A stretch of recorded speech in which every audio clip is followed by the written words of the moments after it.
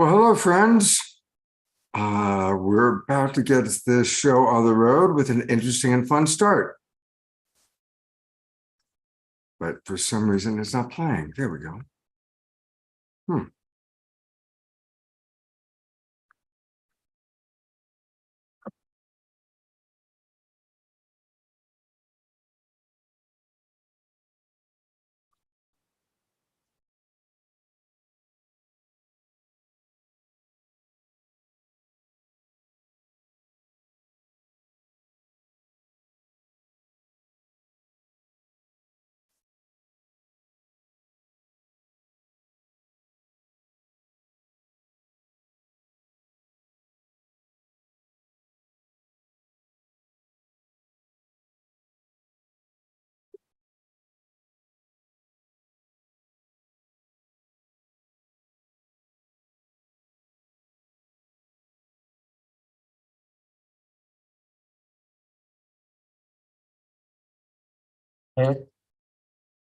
How's that for a flashback in time, everybody, huh? Yeah?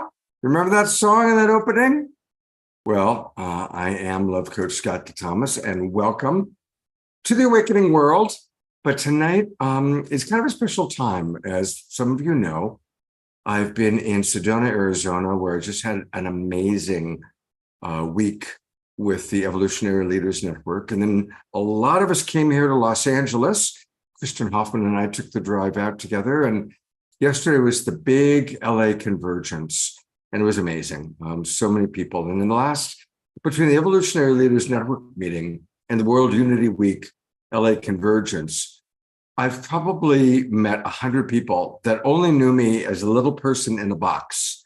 I happen to be 6'2", for those of you who don't know me.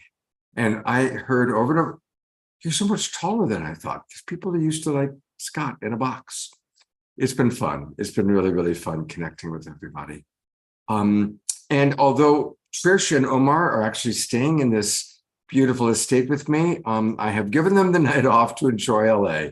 Trish is off to the Korean spa with a friend, and Omar Shah went with Shri and Kira and Pato and Antoinette and 50 other people on a big bus ride out to visit Pato and Antoinette's land. So I knew that I was going to do a replay of a show, and I kind of went back and I looked at all the titles that we did for Saturday Night Live, and I realized that the show that has gotten just about the most response, we did a couple of years ago, all about embracing death with compassion. And on one of more recent surveys, people were saying, you haven't done a show on death for a while, and we haven't. But it's an important topic. And this was an incredible lineup of people.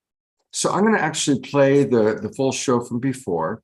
And let me just show you the lineup of who you're going to see. You're going to hear from Neil Donald Walsh, who, of course, wrote all the Conversations with God books. Raymond Moody, who literally coined the phrase near-death experience, and is regarded by most people to be the world's foremost authority on death and dying. Our beloved Daniel Brinkley, who is always amazing, and he, of course, has had multiple near-death experiences. Paul Perry and Betty Eadie are also very well known in the field, so is Callum Cooper and Ricky Polikov. And then we've got great music with Larissa Stowe and Nina Gray, and Keisha Chai, who I just met Keisha yesterday. She was at the LA Convergence. She's going to do some dance. So it's a very powerful and vivid show. And I encourage you to really drop in. I'll periodically come in and comment. I'll kind of pause and take any audience questions or conversation going on in the chat. And it's going to be a fun show. So we're going to start. I'm going to flip ahead instead of doing all the, either because there used to be a lot of introductions, and I'm not going to go through all the introductions. By the way, this show back in the day was put together with my friend Diana Maxwell. And so she will periodically pop up as a person introducing us and introducing what's going on. But I'm going to fast forward to our first musical artist for the night this show, and that would be the amazing Larissa Stowe. celebrity in our world too, because he used to play with Carole King. Wow. Yeah. And Dave Matthews and quite a number of other people. So let me toot Richard's horn for a minute, because he's a great player and a great guy, beloved friends of all of us.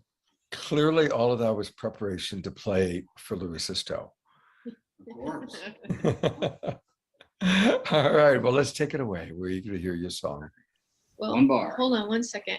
I just wanted to share that the reason why I chose to bring this forth tonight, and probably saw us practicing a little bit, because we haven't really practiced this one in a while, but this one was inspired by a woman named Jeannie Tucker, and she was a super fan of ours that we loved and adored, still love and adore her, but she came down with cancer. And when she was in like the last stages of cancer, I wrote this song for her. She loved this other song called Bloom that we do, and I felt like Jeannie needed her own song to help her let go. So here it is, and it could be letting go of anything in life. And you stay close to the mic, because we don't want to let everything else get too loud for you. Okay.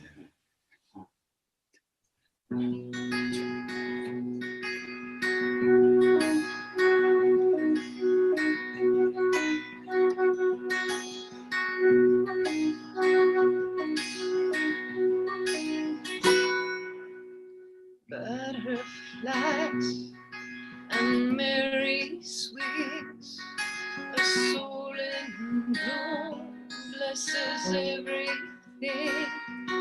You lift me up, I don't give up so easily.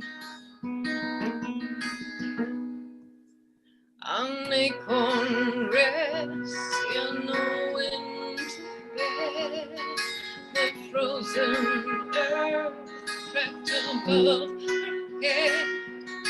For love to grow, she'll trade what's known for mystery. If I could let the song fall into the ocean, let the mountain return to the sky,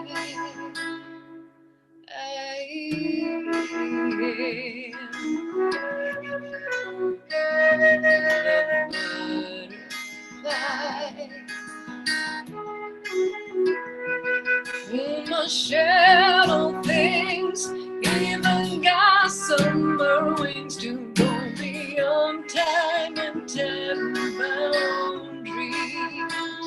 I gotta let it all go to know I am everything.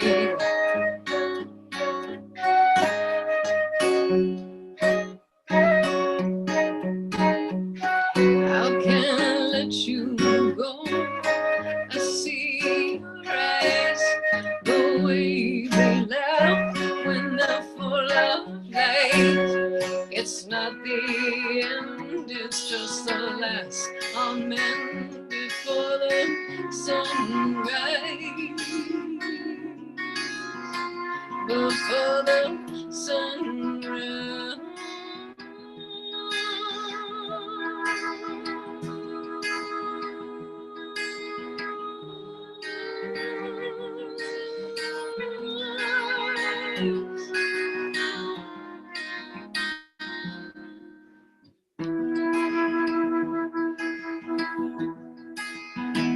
How can I let the song fall into the ocean, let the mountain return to the sky? I am the butterfly, oh, my shadow things, even gossamer rings, and the sundial and sunbound dreams. I gotta let it all go. to know I am everything.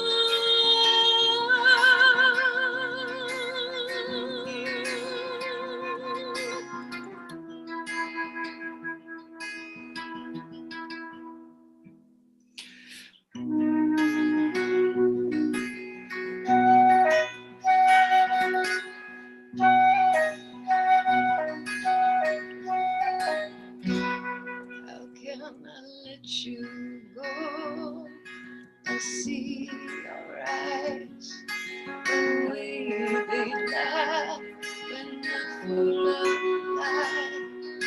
It's not the end, it's just the last before the sunrise.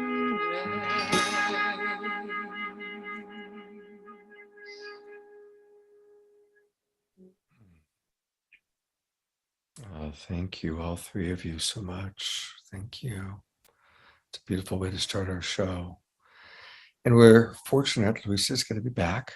But I also want to let people know where you can find out more about her. And it is very, very easy. It's her website, and her website is her name, LarisaStow.com. And it's spelled LarisaStow, LarisaStow.com. And that's where you can definitely want to join the tribe. Click there and get on her email list. And she's got amazing albums, wonderful music, and all things Larisa Stow can be found there. So, and we're blessed. Luisa's going to come back, and she and Benj, and which we're going to play for us a little bit later on. So thank you very much. We're really so grateful to have you with us. Thank you. Thank you, Scott. I am seeing the comments that people are putting in about the sound. I'm not sure why we're having such a diversity of people's experience. I'm reading a lot of people who are saying it's too loud, it's too soft. So we will see if we can figure it out. But we do want to thank all of you for being with us. And it's my pleasure. I now get to introduce one of our keynote speakers, and really a remarkable human being. Most of you know Neil Donald Walsch. Of course, he's the author of, oh, wow, our two backgrounds are kind of merging together quite nicely there, Neil. I like that. Neil, of course, has written 39 books, almost all of which are of a spiritual nature. And they have been guides for us. They have helped us to find the way through the challenge of life. And so most of you know Neil, but I'm going to share what I've learned about Neil this year, because he's been on our show a few times. What I've learned about Neil is he is what I call perfectly human. He is very honest about his foibles, about his own personal experience of life, and someone who's such a well-known best-selling author who is so humble and so willing to be of service and so willing to talk about his own journey. I really appreciate that about you, Neil. And I really want to thank you for the way you open your heart and the way that you light the way in your perfectly human way. So thank you for being with us. Sure. You're very welcome, Scott. And thank you for that very sweet and beyond generous introduction. I would love to think of myself in those ways. Guys, I want to share with you tonight, and just briefly, what I've come to understand about this larger topic that we're talking about tonight. Scott mentioned earlier that the subject of the program is embracing death with compassion. I'm going to expand just a little bit with Scott's permission on that statement. It's not only embracing death with compassion, but as I have experienced it, embracing death with joy, which is kind of an interesting way to put it, embracing death with joy. But perhaps when I'm done talking here for a few moments, you might agree with me. Let me begin by sharing with you my understanding, which is going to be repeated, I know, by everyone on the program tonight. We're all here and we're all to say basically the same thing. So this is not going to be an original message, but let me say it to you. Death, of course, does not exist. And I learned that in the first time in my life. I learned that because I had the incredible opportunity to serve on the staff of a lady named Elizabeth Kubler-Ross.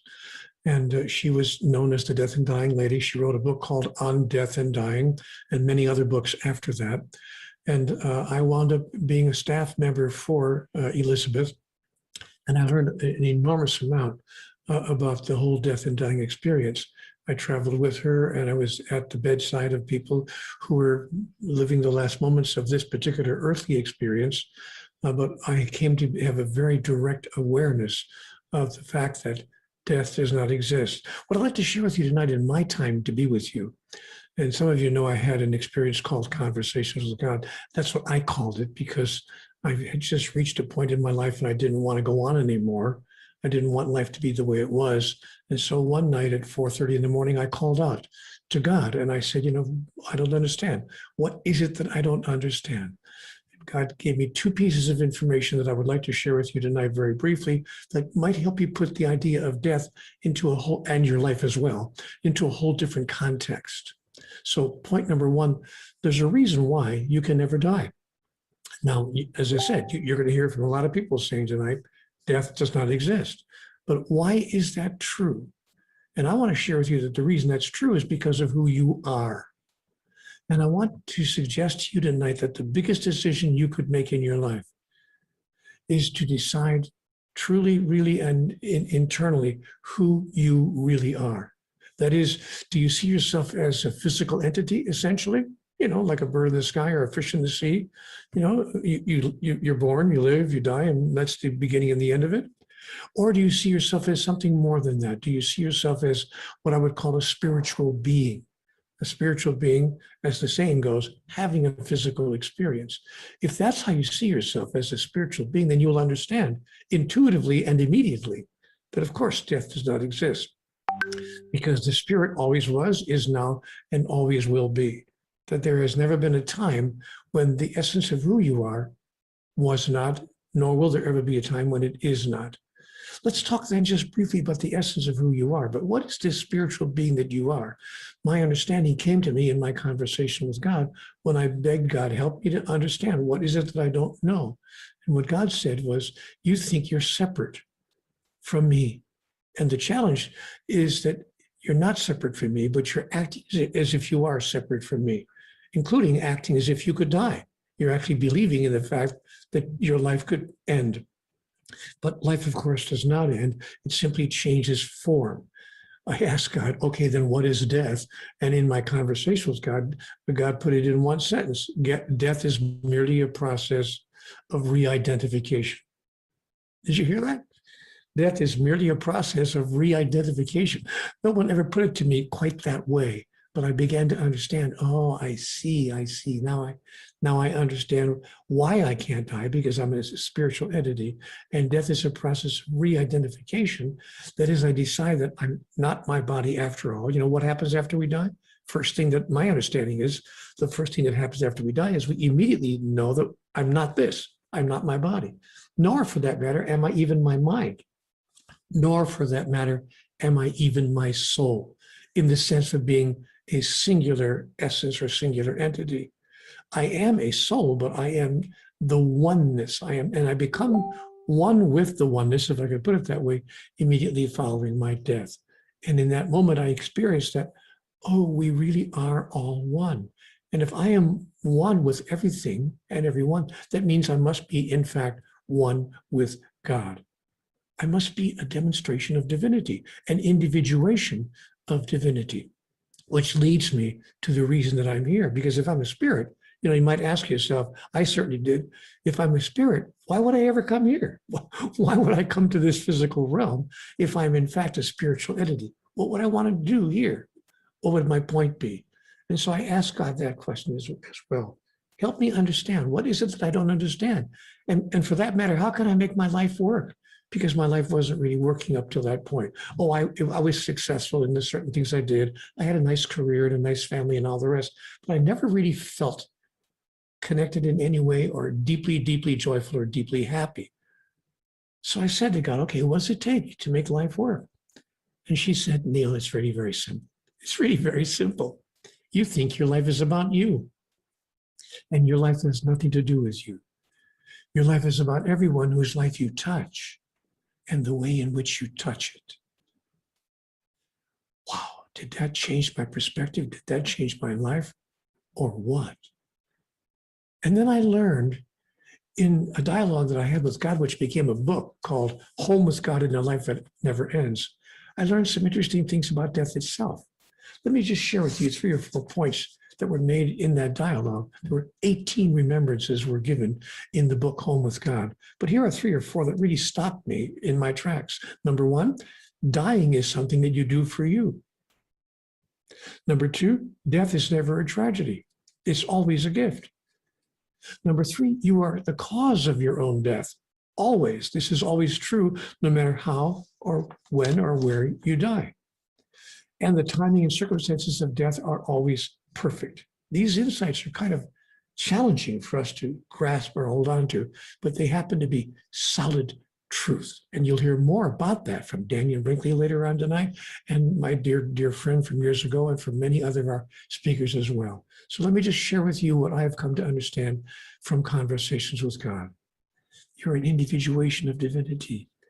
You're a blessed entity, not just a spiritual entity, but a blessed entity.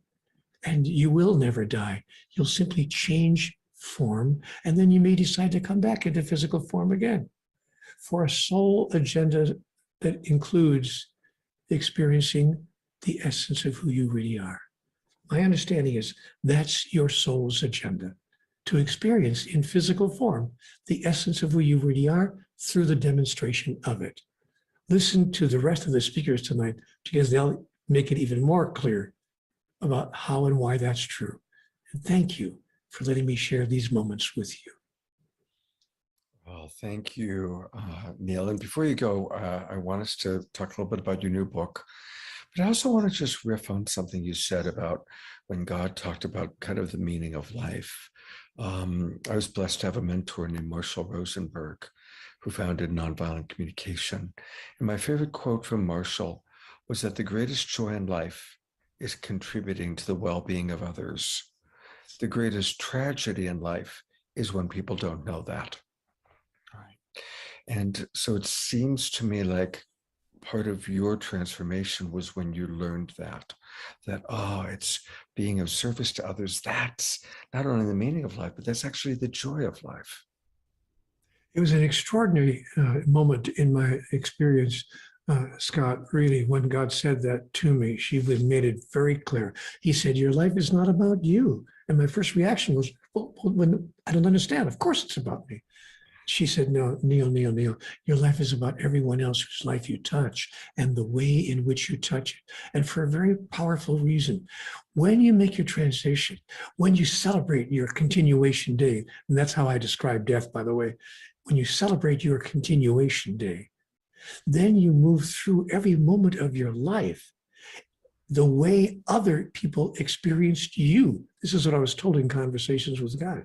Their experience of how you were with them is what you experience in what we call the afterlife. Not as a punishment, just as an opportunity for you to open your eyes and say, oh, I see, now I see. And is that the person I want to continue to be on the wonderful good moments and the moments that maybe were not your highest ideas, but whatever it is, it becomes a marvelous experience for you, so that when you come back into physical form again, you come back with that understanding and with that awareness, and it changes everything. So when someone near to you is passing on, celebrating their continuation day, move into the experience with them with joy. You will be mourning perhaps your loss, and that would be quite natural, but allow yourself to feel joyous for the experience that they are having. Beautiful, beautiful.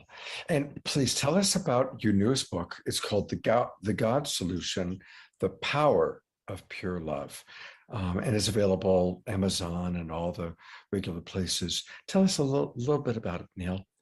Well, in brief, it's a book that describes a new and offers humanity a brand new definition of God, a definition of God so revolutionary, not perhaps unheard of, but revolutionary in the sense that if people embraced it, it would be the opposite of what virtually every religion on the face of the earth is telling us. There are, of course, over 4,000 religions, whether you know it or not, 4,000 organized religions on earth, but none of those organized religions teach of a God that can be defined in two words. And so the book defines God in two words: pure love. Not just love, but pure love. And if we decided that God was pure love, we would come to an amazing conclusion. Wait a minute, if God is pure love, what does pure love mean? Pure love needs, requires, demands, and commands nothing in return. Human beings have not learned how to love each other in that way, but that's exactly how God loves us. Dare we believe in a God who is non-judgmental, non-condemning, and non-punishing? And if we could learn that, that would become our model. And that's the point of the book. The point of the book is that God's solution, the solution to the way the world is today, is to begin acting in the way that God models us or models for us. That to embrace God's model of pure love in our interactions with each other, so that we would also stop condemning, judging, and punishing others. Right now, I mean, nations are doing this. Leaders of nations are doing this with each other. People from different sexual orientations, people in different religions, people in even different genders, people of different economic status. We're building walls, or suggesting that we build walls to keep people out. And what? Wait a minute, stop it. So the God Solution offers a solution to all of that, and it proposes a new way to be human. I want you to pay very careful attention to a man who's going to be talking a little bit later tonight. Daniel Brinkley will make this all very clear to you because he understands it. He's been there. Thank you.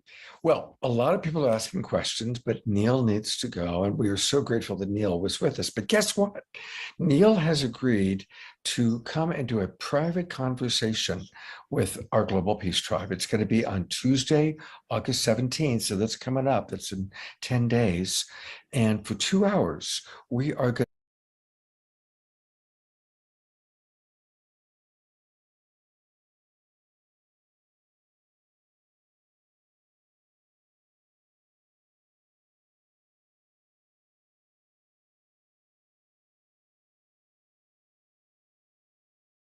I do need to unmute myself. Thank you, Sylvia. So Sylvia, like making all this, like, oh, she's excited about Daniel. That's what I was imagining. I'm wondering if any of you saw that full event that we did with Neil a couple of years ago. It was quite special. All right, I'm going to fast forward a little bit and let's give me a moment because I'm going to do a couple things here.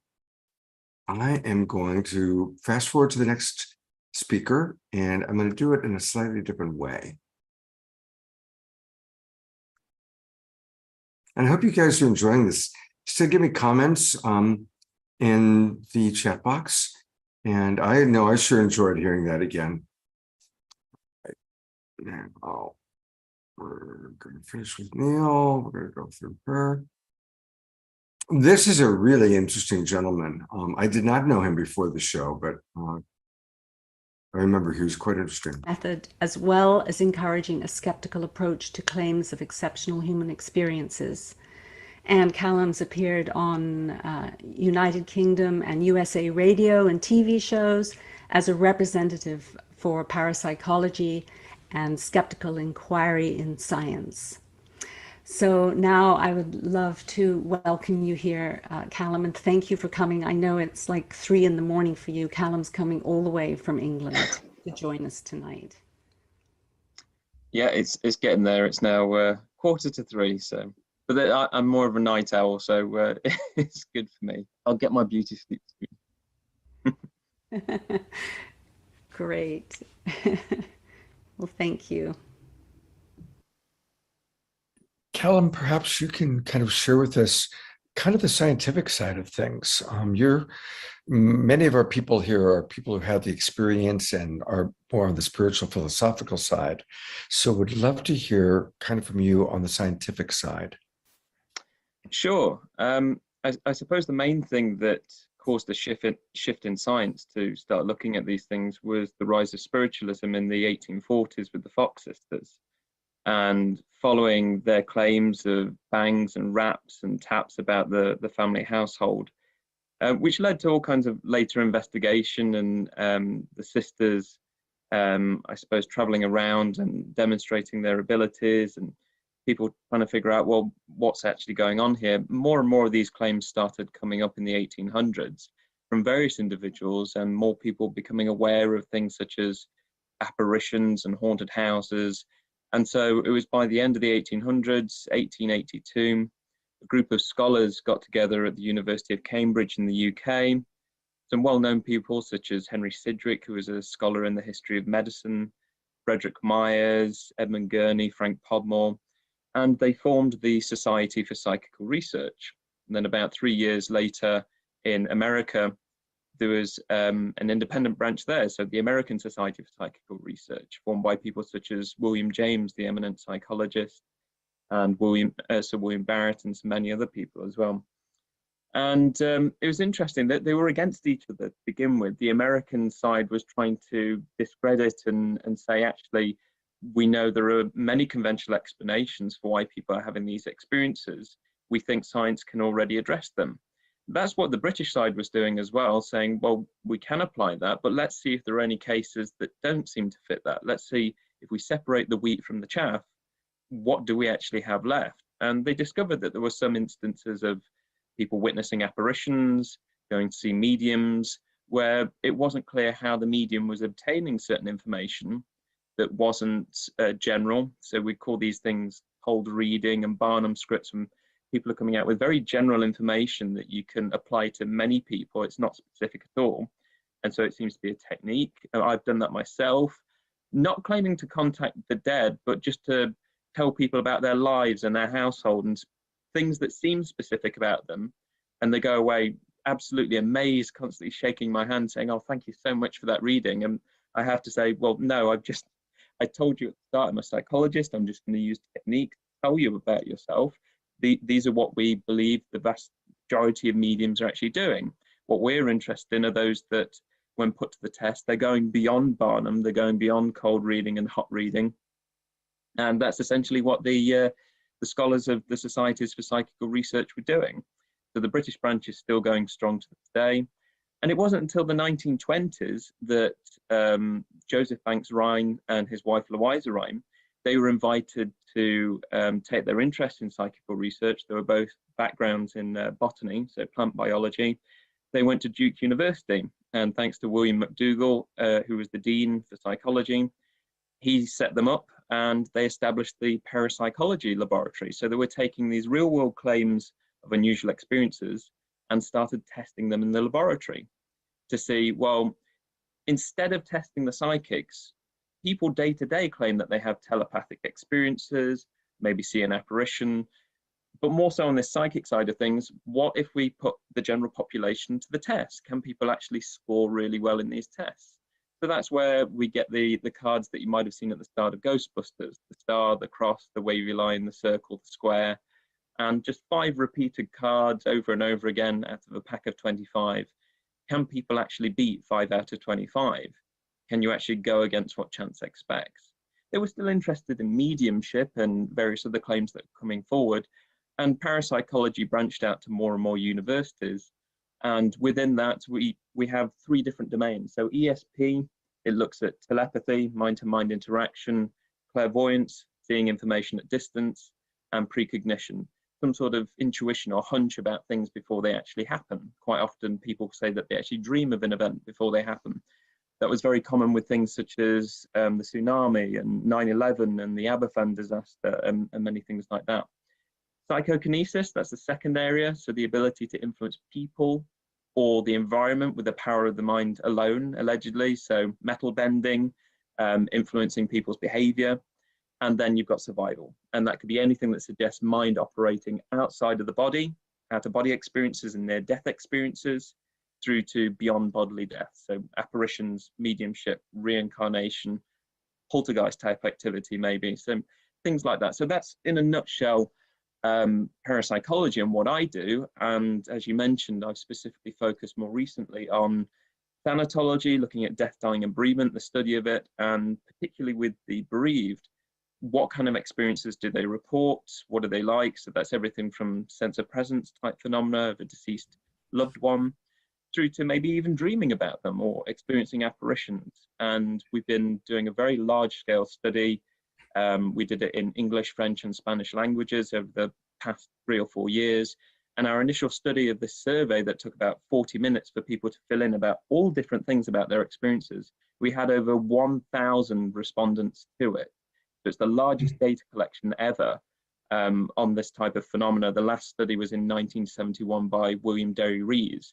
That was 293 widows and widowers. So we've got a lot of data. We've learned a lot about the various forms in which these experiences can come in. And we're moving on from there, really. We're breaking down all these different types of experiences people have had and trying to understand them further. And kind of coming into present time, how have you transformed in this research? How have your beliefs or your perception of reality changed? Not very much, I don't think. I'm on the survival research committee for the Society for Psychical Research, and I sit on its council. But for the survival committee, we get a lot of applications from academics around the world wanting to do studies on various forms of survival of death. And I think over time that's made me more and more skeptical. On one side, because sometimes you look at some people's ideas of studies and they're not very good at all in terms of the methods and controls. But other times, for example, right now we're doing the Bigelow essay. It's got a lot of traction worldwide. A lot of people have heard about it, but if you haven't, Bigelow is an aerospace entrepreneur.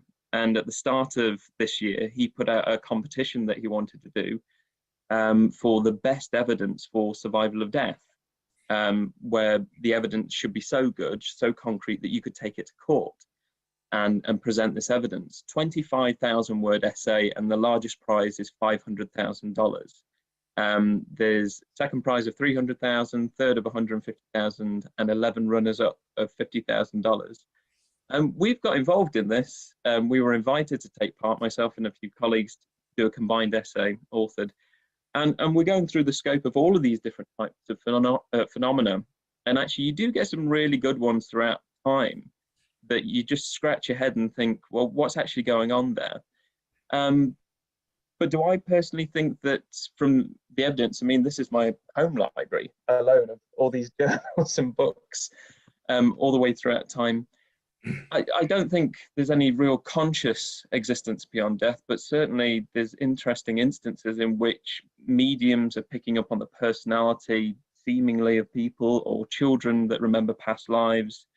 They can sometimes come out with things like xenoglossy and speaking in languages they've never been taught, or could play the piano classically and they've never been taught to do that. And yet seemingly it relates to the person they claim to be. They're really interesting for me as a psychologist as to how that's actually happening. But from what we understand of consciousness studies and neuroscience, it's very hard to think of a concept of somehow consciousness existing in a permanent status beyond bodily death as well. So that's something that I think many people that sit in the camp of post-materialism, like I do. So I'm certainly not one for materialist science. I favor parapsychology and the ideas about mind extending beyond the body, because the evidence is very compelling for psychic functioning and lab-based studies. But the idea of beyond bodily death, it's always fascinated me. It still does. But I think I kind of sit quietly on the fence looking at what's going on both sides. So I probably haven't transitioned much. I think I've just become still a very firm skeptic. And I would do if I was a biologist, a chemist, a physicist, you name it. Oh.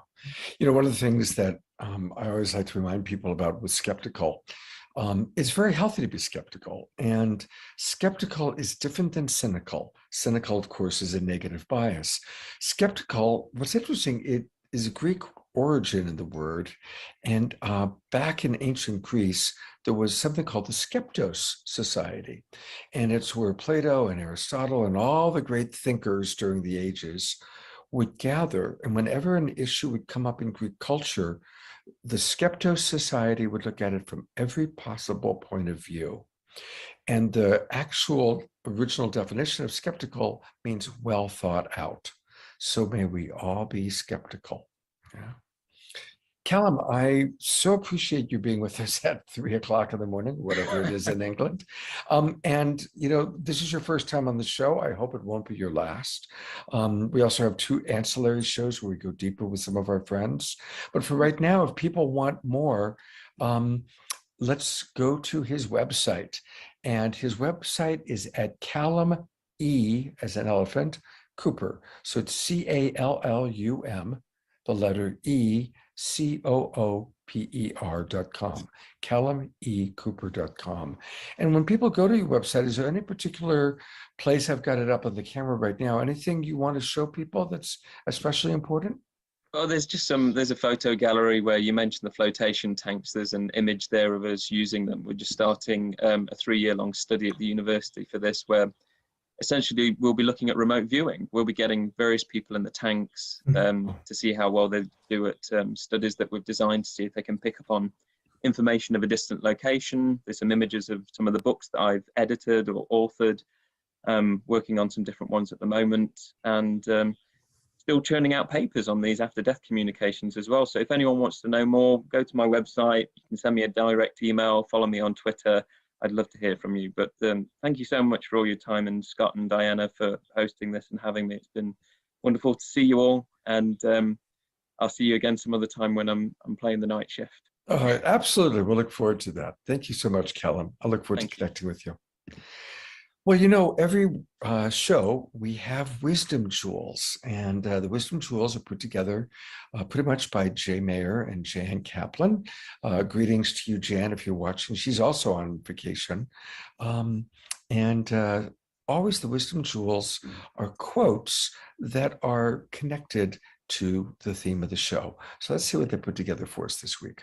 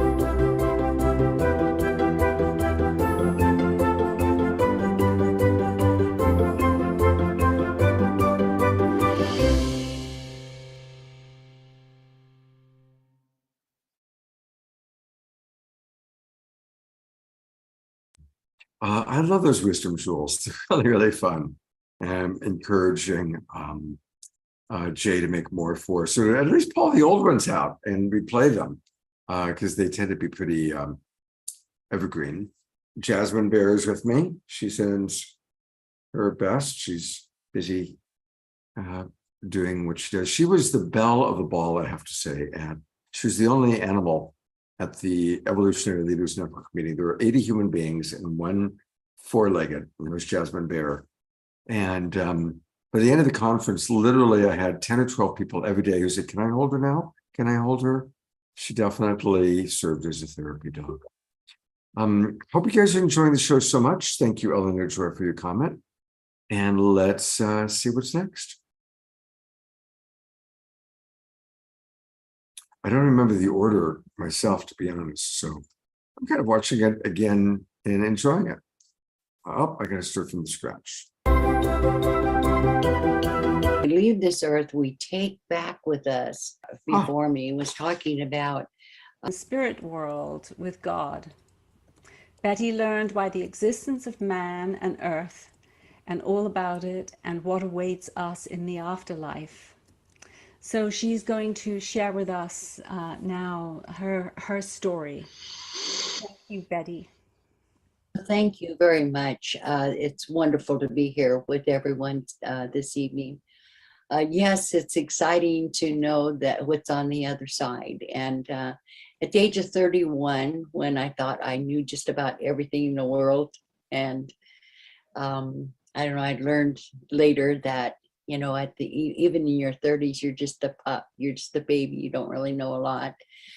I was raised in boarding schools. I'm Native American, Lakota Sioux, and was back when, in fact, there's a lot about on the news these days about the Indian children being taken from their homes, placed into boarding schools, where we were taught that everything that up to this point that God actually looked down on us, that we were heathens and we were sinners and so on and so forth. But I'm telling you that not to get sympathy, but just to let you know that I was fearful of God. I learned it wasn't anyone that I wanted to die and go to heaven and be with. I couldn't even imagine it. And I was taught that from the age of 4 until I left the boarding schools in about high school. So then I married early at the age of 15 and had children, beautiful children. I'm a mother of 8 children, a grandmother of 20 some, I think, and a great grandmother of about the same amount, about 20, one on the way. So it's increasing. So, but anyway, it's just, I spent my life with my children. I gave my children my life because I didn't have parents or an upbringing within the family. So that's what I focused on. Went into the hospital at the age of 31 when I had to have a hysterectomy. And it was during that time that I experienced my death. And then my whole life changed from that moment on.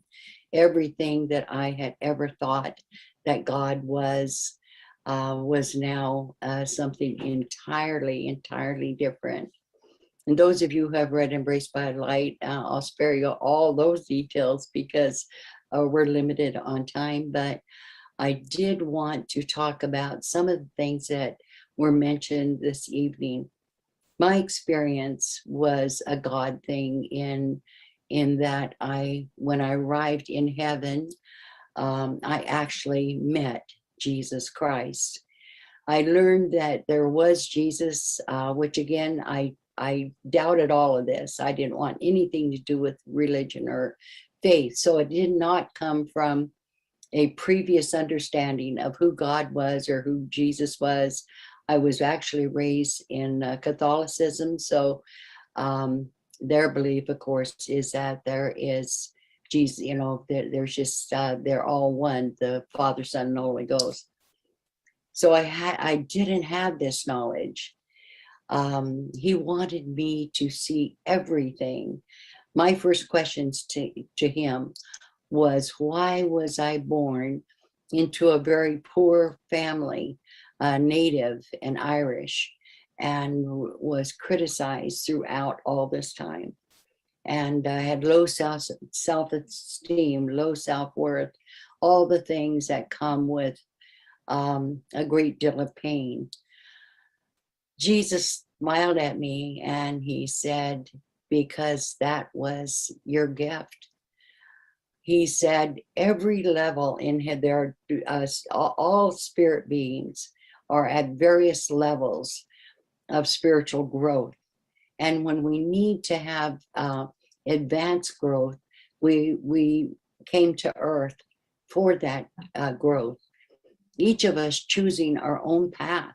We chose our parents, and because and I made a note here.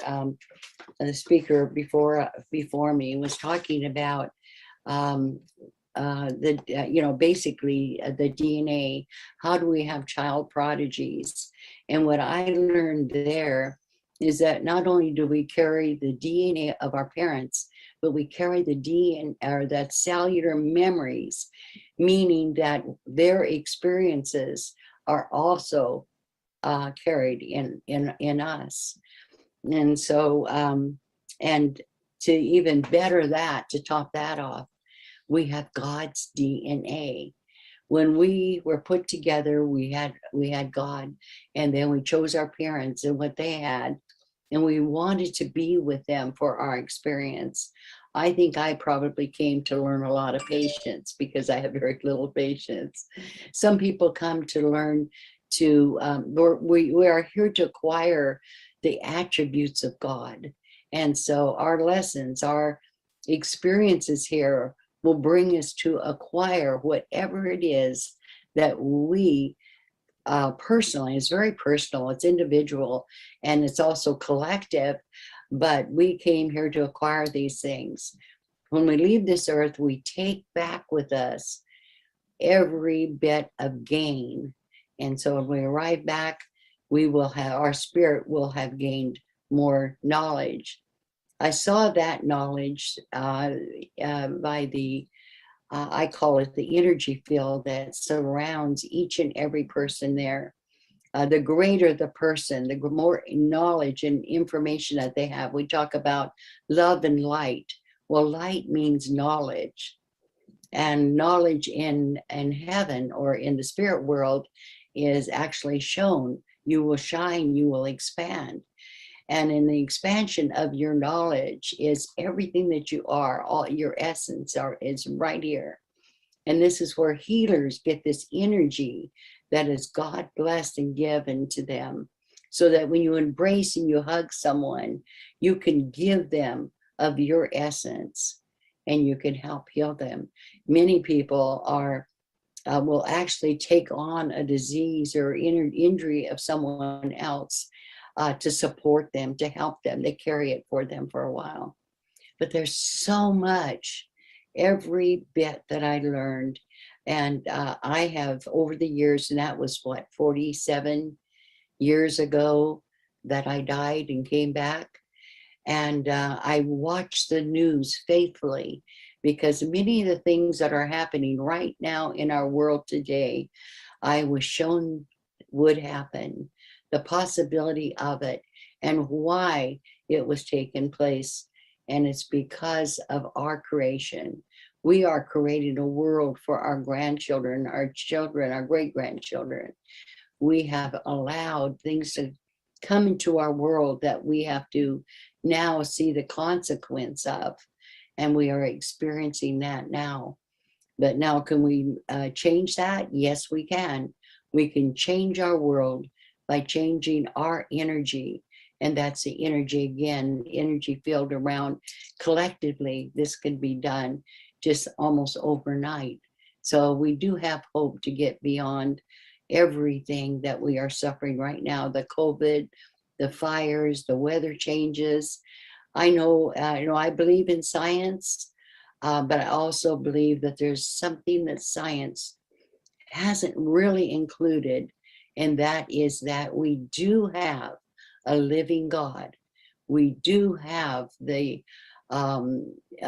knowledge that is sent down from the spirit world, from heaven, and is given to mankind to find cures.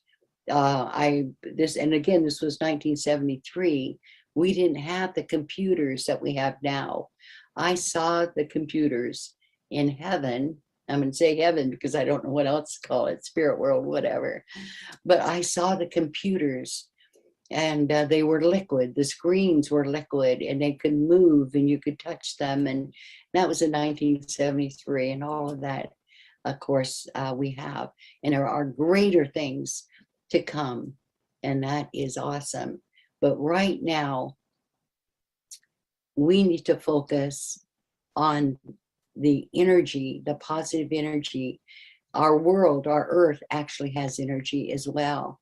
And when it becomes low of energy, and they showed that it would become that way, it was going to change. This is changing our weather, but it's a collective thing.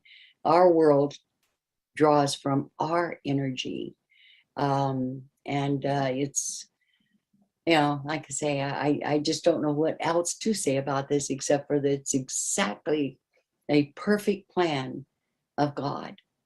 And and I know my experience, from my experience, I came back with maybe a little different view than some, but I was sent back, literally sent back. I didn't want to come back, believe me. I wanted to stay there. It just was so full of love and beauty, and but this was something that I had promised that I would do, and that was to write this book, Embraced by the Light. I was told not to focus on it, that when the time came, it would happen. And much of what I experienced, although there's a lot that I didn't even write about in Embraced by the Light, because Embraced by Light, you only hit the shelves. It was not a pretty picture. I went out, and I've always been a very shy, unassuming person. And so to go out and and hit the media, and I think I was called just about everything but kind and gracious. And it was awful. It was a terrible thing. I would not wish that upon anyone at all. But I had the inner strength to do it because I know what's on the other side. I want other people. I have spent all these years since I had the experience. I am compelled to continue to tell people what I experienced, because they are going to experience that too. But you're going to, when you die, a lot of people see Satan, they see all these fearful things, because what's expected tends to be realized. And if you expect that, or you have something in your life that you have not overcome, you will remember that and take it with you. And if you think you need to be punished, well, guess what? You create your own punishment. And so the more you learn about God's unconditional love, that he loves you endlessly, that you chose your path. So you're just, if you follow your heart, you are doing the right thing. If you cross purposes with your heart, you will find failure after failure until you turn around. There's an old Indian saying that if you're going down a road and you're lost, and you finally find that you're going in the wrong direction, why not stop and go back? Most people don't. They don't want to. They're going down the wrong path, the wrong direction, but it's comfortable. They still want to go in that direction. So that's what I teach, and that's what I continue to teach, and that is from what I learned. That's beautiful, and I so appreciate you sharing your experience with us, Betty. And I've been studying death and near death and what happens after death for a long time, 30 years. And something you said that I think is so important is that people's afterlife experiences, as we now know, really, really vary. And even the people who have scary thoughts, and think they need to be judged. My understanding is that the experience of judgment does not last long at all. It's just long enough for that little dream, and then they wake up from that dream.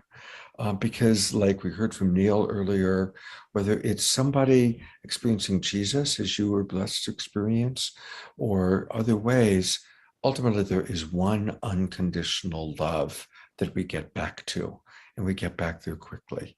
Would you say does that go along with your perception? We basically will experience what we expect. And there was a man that told me his experience, and I'll tell you this real quick. He was an atheist. He had a bad life. The only thing he trusted, actually, and he said this, was his teddy bear. Guess who he experienced when he died? Oh, that's beautiful. Wow. Teddy bear. And he said this giant teddy bear showed up, and he embraced the teddy bear, and he was holding the teddy bear and loving it and caressing it. He felt safe. He felt secure. And then he felt the teddy bear chuckle. So he leaned back and he said, "You're Jesus." And it was. And Jesus then revealed himself. And when I died, and he told me this because I didn't expect to meet Jesus at all. Believe me, I did not. And so then when I saw him, I knew him. And he says, "That's all right. Everyone will come to know who I am." And that was it. He says, "I can appear any way to make that person comfortable. I will never shock or surprise." And so it's important then to gain as much knowledge as you can. So when you return, you miss that, you can miss that part of introduction. You just go back. Yeah. So anyway. Beautiful. Well, thank you. And, Betty's books are wonderful. And so I just want to really point these out to everybody, these remarkable books. And you can also learn much more, again, like most of our presenters here, by going to Betty's website. And her website is her name. I'm going to pull that up. I'm going to fast forward a little bit. And we're going to go straight into our other musical artist for the evening, the wonderful Nina Gray. And I remember this is a beautiful song she does for us. So here's Nina Gray. The energy up from the earth, down from the sky, allowing that to merge in our hearts. And then as we exhale, let's send that love to Mariella. We're still on Mariella. We did a fundraising for Mariella that night. But I want to go into Nina. Here we go. This is for creative people. In 2015, she released over 180 original songs and videos for her signature online series, Music Making Monday. And now she shares them weekly via her Patreon monthly membership. So this song is, and her music is inspired this evening about embracing death with compassion. So thank you, Nina, for joining us. Thank you, Diana and Mariella. I send a big wave of love and healing to your spirit. Thank you for taking us into a moment of breath. That's what this song is about tonight. The beauty, the stillness, the presence, and the strength we can find in our breath. The first action that we take as incarnated human beings in this life, and our last action as we step through the doorway into the next life. So if you want to take a hand to your heart or just be with your breath during this song, I invite you to breathe.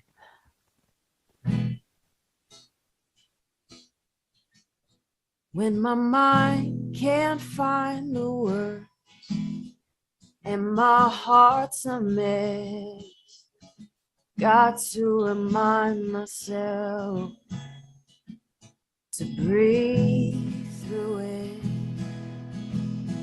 when there's fire behind my eyes and grief inside my chest, I got to remind myself to breathe through it. Baby, breathe. Come home to yourself, darling. Breathe it all out. Then breathe it all in. Baby, breathe. Come home to yourself, darling. Breathe it all out. Then breathe it all in.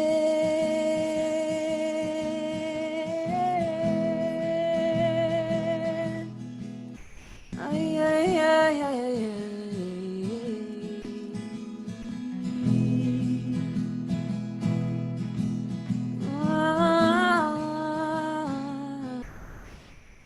When the weight of this whole world feels so heavy on my soul, I got to remind myself to breathe through it. When the shadows and the depths will not let me get no rest, I got to tell myself to breathe through it. Baby, breathe. Come home to yourself, darling. Breathe it all out. Then breathe it all in. Baby, breathe. Come home to yourself, darling. Breathe it all out. Then breathe it all in.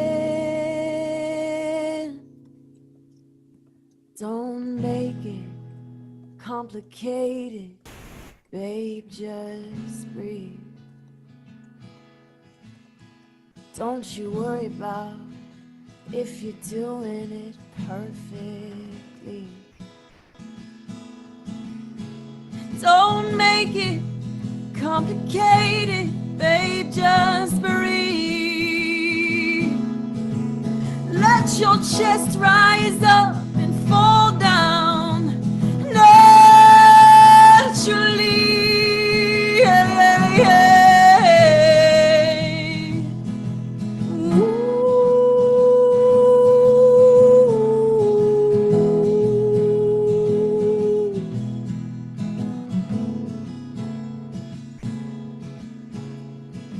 Baby, breathe. Come home to yourself, darling. Breathe it all out. Then breathe it all in.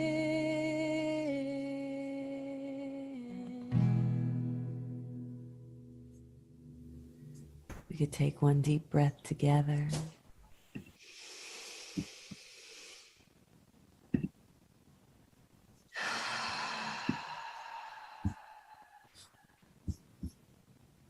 Thank you. You just, every time I hear your music, my heart just opens, and it was such a blessing to our world and to this show. Yeah, just so grateful. And I want to encourage people to do two things. Go to her website. It's her name, Nina Grae, and she spells it Grae. So it's NINAGRAE.com.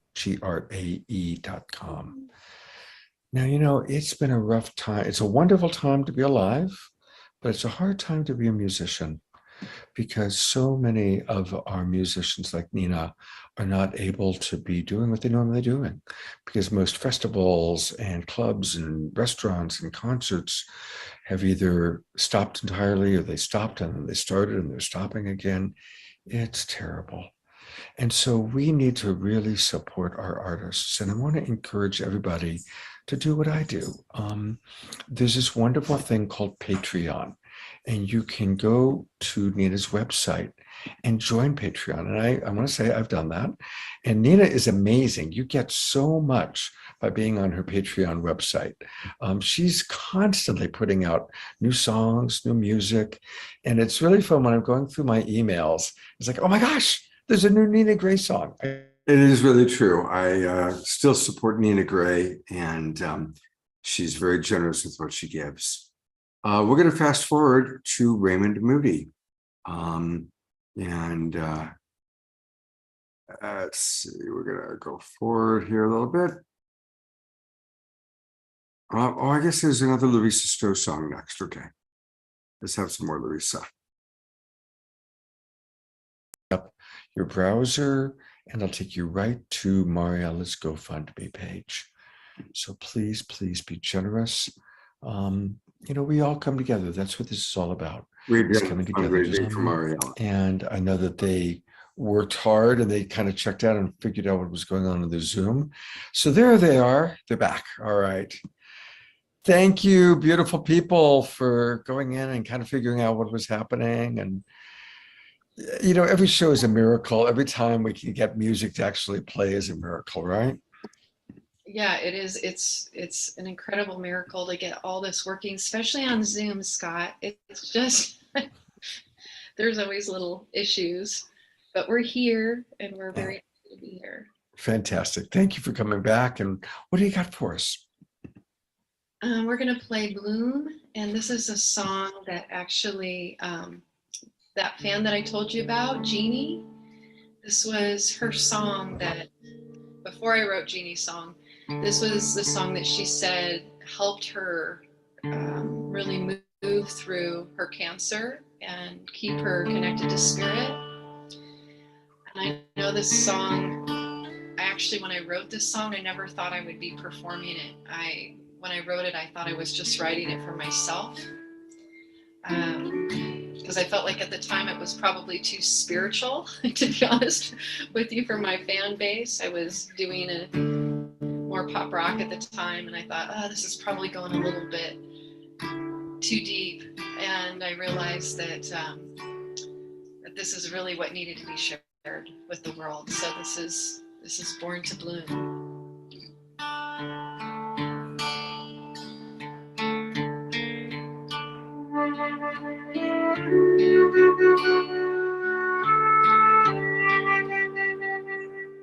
The well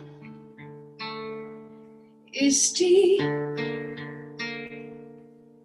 the water is waiting. Do I trust the fall that's calling me down into soul? Dark, black, cold, silent like snow, cocooning, tuning in to what I'm here to know. Mother Mary, sanctuary, I'm bound for you, carrying me to trust as I learn to love like you, as I learn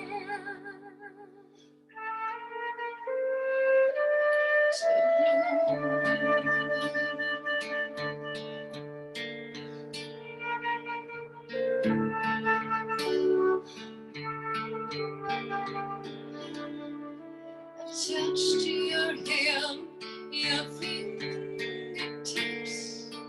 I've even brushed your holy lips, and still I want more. The door is opening, the crack, sweet grace just looking back. No matter, I surrender, I surrender, I surrender everything. I surrender.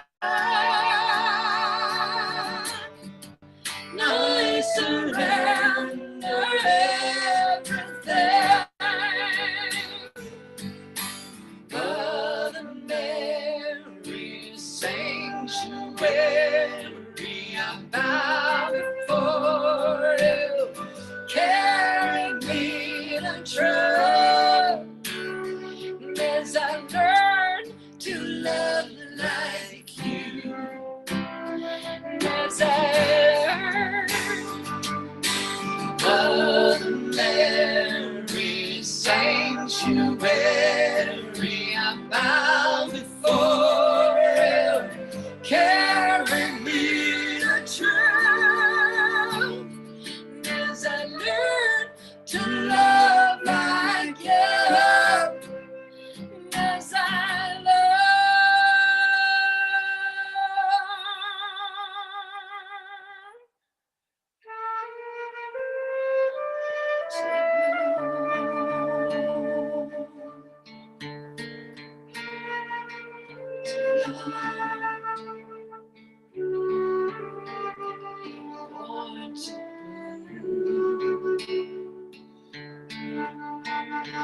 born to bloom, born to bloom, born to bloom, born to bloom, born to bloom. Born to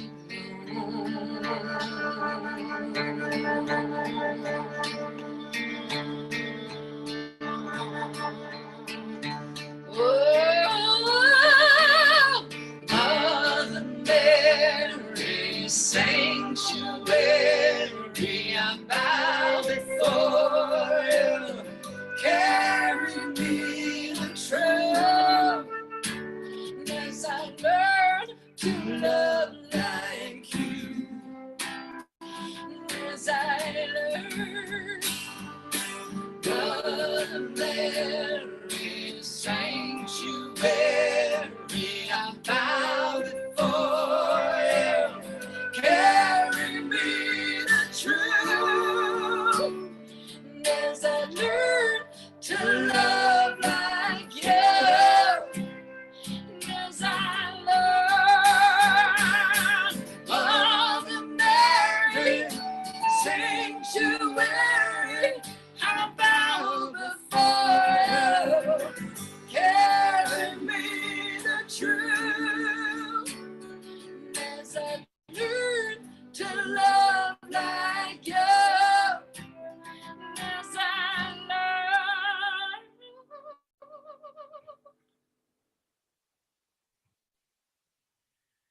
to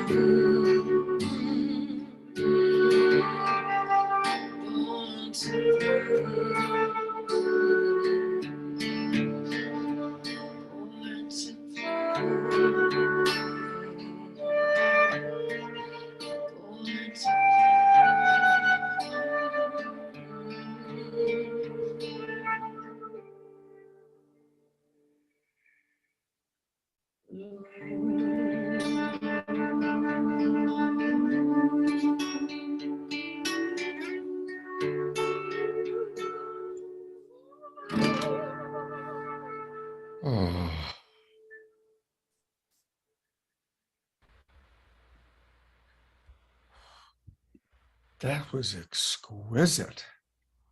Yeah, thank you for whatever you did, because that time that was exquisite, wasn't it? Wow, wow. What a back-to-back Nina Gray and Larissa Stowe. Both just so magnificent. Now let's see what's next. Raymond Moody. Well, this is that we had an interview with Raymond Moody was quite something, because he's up there and he doesn't do interviews that often. So this is very special. Here we go. That song was, boy, what amazing music tonight with Nina and Larissa Stowe. I'm repeating myself, huh? And in reading Plato's Republic, I found out about near-death experiences. 3 years later, met a wonderful man, George Ritchie, who had had such an experience. And just since that time have interviewed thousands of people. When I was 18 years old, I had an experience. This was another dialogue with Plato's, the Phaedo. And I remember in October of 1962. Well, Plato, the name sounds maybe sort of dull and boring, but in fact, this was a very exciting guy who was a professional wrestler who won the gold medal in wrestling a couple of times, who was the founder of the university system.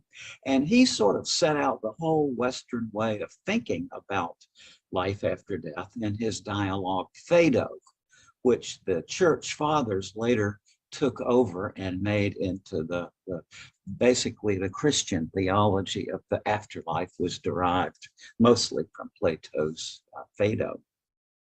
And in that dialogue, Plato said, at a certain point, he said, philosophy is a rehearsal for dying. And I was 18 years old, and I remember exactly where I was when I read that sentence. And now at age 77, looking back on it, it strikes me as kind of odd that an 18-year-old would have that reaction to it. But I sensed immediately what he meant, which is that if you spend your whole life thinking philosophically about death, then when it comes, it's just not that big a deal. My own take on it is that, I pray to God, I don't want any pain in the course of the situation, but let me die a painless, peaceful, pleasant death. Now, I guess everybody interested in listening to this is probably interested in this question of life after death. And where I am with it at age 77 is that, number one, I give up. Yeah, there is no logical way yet that you can make an inference logically that there's an afterlife. But at a certain point, it just becomes, I give up. And I have so many dear physician friends who tell me that as a patient was dying, that the physician himself or herself empathically co-lived this experience. If the bystanders have the same experience as the people who come back after a close call, then it's not oxygen deprivation to the brain. What is it? Well, I've just finally given up a few years ago, and I gather there is an afterlife. I notice, however, that even that certainty that you feel, it doesn't prevent this life from being dire and stressful at times. Life that comes at us so relentlessly. And even though I think many people my age, as I learned when I did a year of geriatric psychiatry, that just in the life process, many people, some come to this sort of insight or realization, or many very eloquent patients tell me this in the 70s, that they come to this realization that as they look back on life, that it has been a kind of script or a play. And that's kind of what I think, that you go through this story. I like what Elie Wiesel said, God made man because he loves stories. Life is a narrative experience. your consciousness is directed toward a narrative and sort of including building your life story as you go along. And but even when you make that realization, then some uncomfortable event happens. So you're swept back up into the immersive experience of life. But from my own life experience, I think that studying death and thinking about it does sort of alleviate the sting. I am very pleased to have been through my career in philosophy and psychiatry, and to have during that time had the wonderful experience of interviewing thousands of people from all over the world who had this experience and came back renewed and with a whole different focus on life. I do want to say, though, that there's a certain tendency to look at these near-death experiences as a kind of nirvana, but I think on a closer reading of what people say, you see otherwise. My dear friend George Ritchie, who was the first living person I heard this from when I heard him talk in 1965 when I was an undergraduate student at the University of Virginia. And George later, some years later, told me, he said, Raymond, this experience makes your humanity even more of a burden in a way. And what George was getting at, which I've heard from a lot of people over the years in one way or another, if I can put it bluntly, that it's very difficult to get through the average day without wanting to choke at least one person. And that doesn't change when you have a near-death experience. It's still a difficult life. And I am not being religious. I've had a very different pathway toward all of this stuff. When I was a kid, not having a religious background, I never really thought much about God. It wasn't that I was an atheist, because I was more like, if anything, I guess it was kind of an agnostic framework. I just sort of assumed that you can't know whether there's a God or not. In the process, I've hearing all of these wonderful people, as I have over decades now, talking about their particular encounters with God and this being of light on the other side. I've put together, by the way, and I am not a salesman type. I'm not interested in selling books, but in case of the audience, this is a book, God is Bigger Than the Bible, which is on Amazon, that I just published a few weeks back on this, that I think there's a way of having a relationship with God that doesn't have anything to do with religion.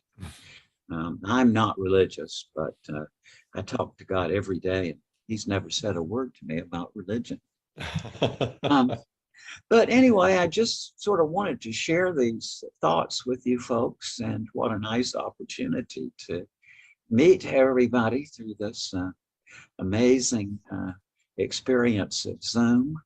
My own last computer had a Thomas Edison's original trademark on the cover of it, but my son at least knows how to use this equipment, so I'm just very happy to be able to talk with everybody through this, to me, incomprehensible medium.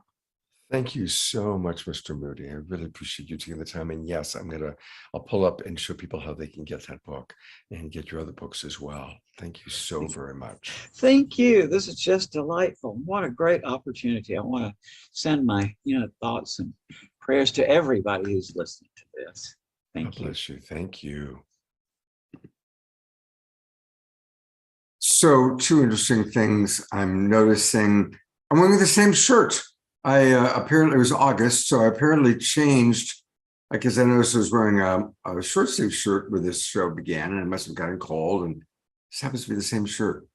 So there you go. There's something cosmic about that. I'm glad you're all still with us. It is really wonderful, this beautiful music and wisdom from these beings. Let us continue and see what's next. Yeah, it's really kind of fun doing this. All right.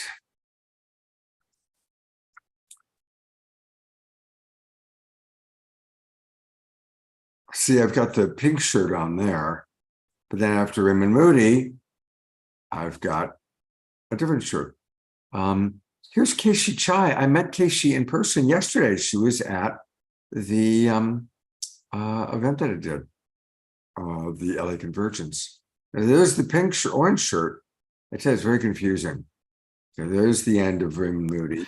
And, it's so important for us to support all of our presenters, all of our third, that Christian Hoff, extensive training in contemporary. Do and I'm going to empty myself of my ego and just become a channel.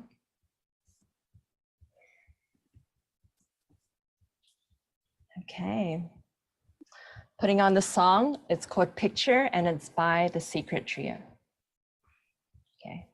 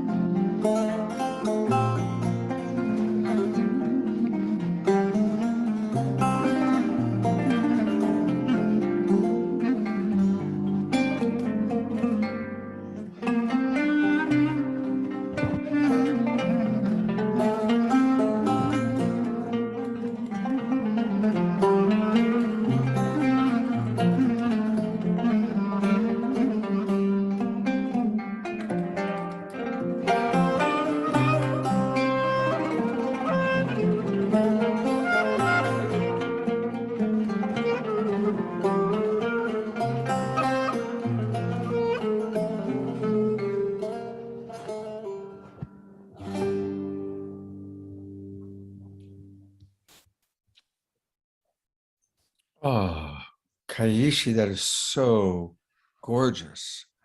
So absolutely gorgeous. Wow. And we're so blessed because we can get a little bit more. Tell us about the video that we're about to see. Yes, this is a video I created a couple of months ago. I did it with my students at the Belly Queen School, and I taught them a choreography and gave them some creative direction through Zoom. And they videoed themselves at home, and then it was edited together into a piece that you'll see. And the topic of this piece is about crossing over and discovering that we're all connected, all related in love. And it's to a beautiful song called All Related by the singer Nessie Gomez. Enjoy.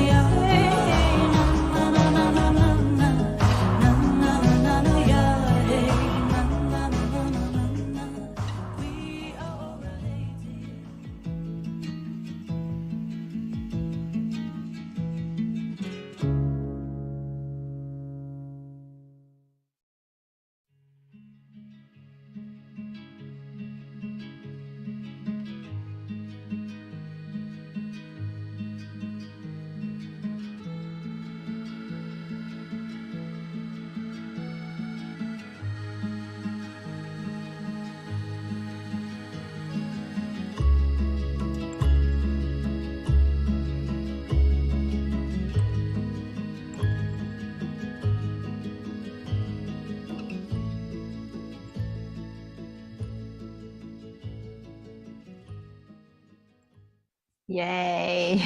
That was fantastic.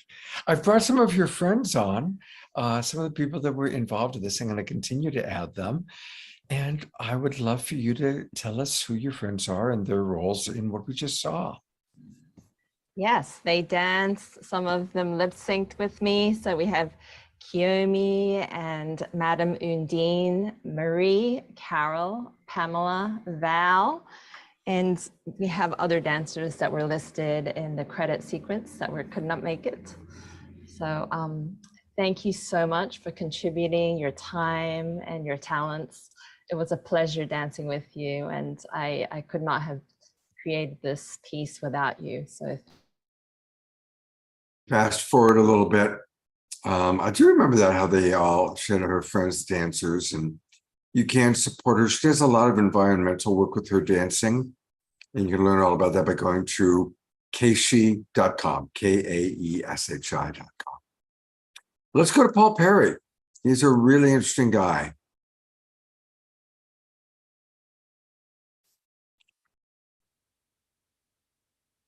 In the field of near-death experiences, I have written 13 books, many with the guests that you've listened to tonight.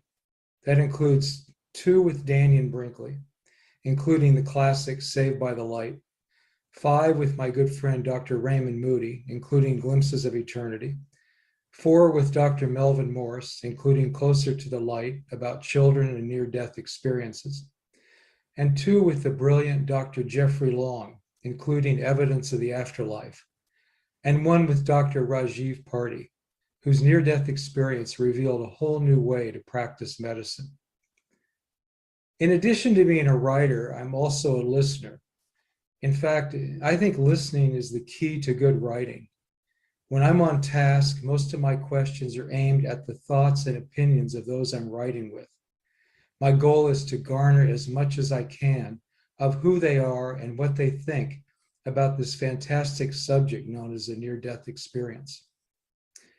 I don't have much time tonight, so I would like to devote these few minutes to the lessons I've learned and some of the lessons that have been given to me from researchers and experiencers that I've dealt with. Dannion Brinkley, we'll start with him. He's the first person to say to me, Paul, don't you know, we are beautiful spiritual beings hidden inside bodies that get uglier every day.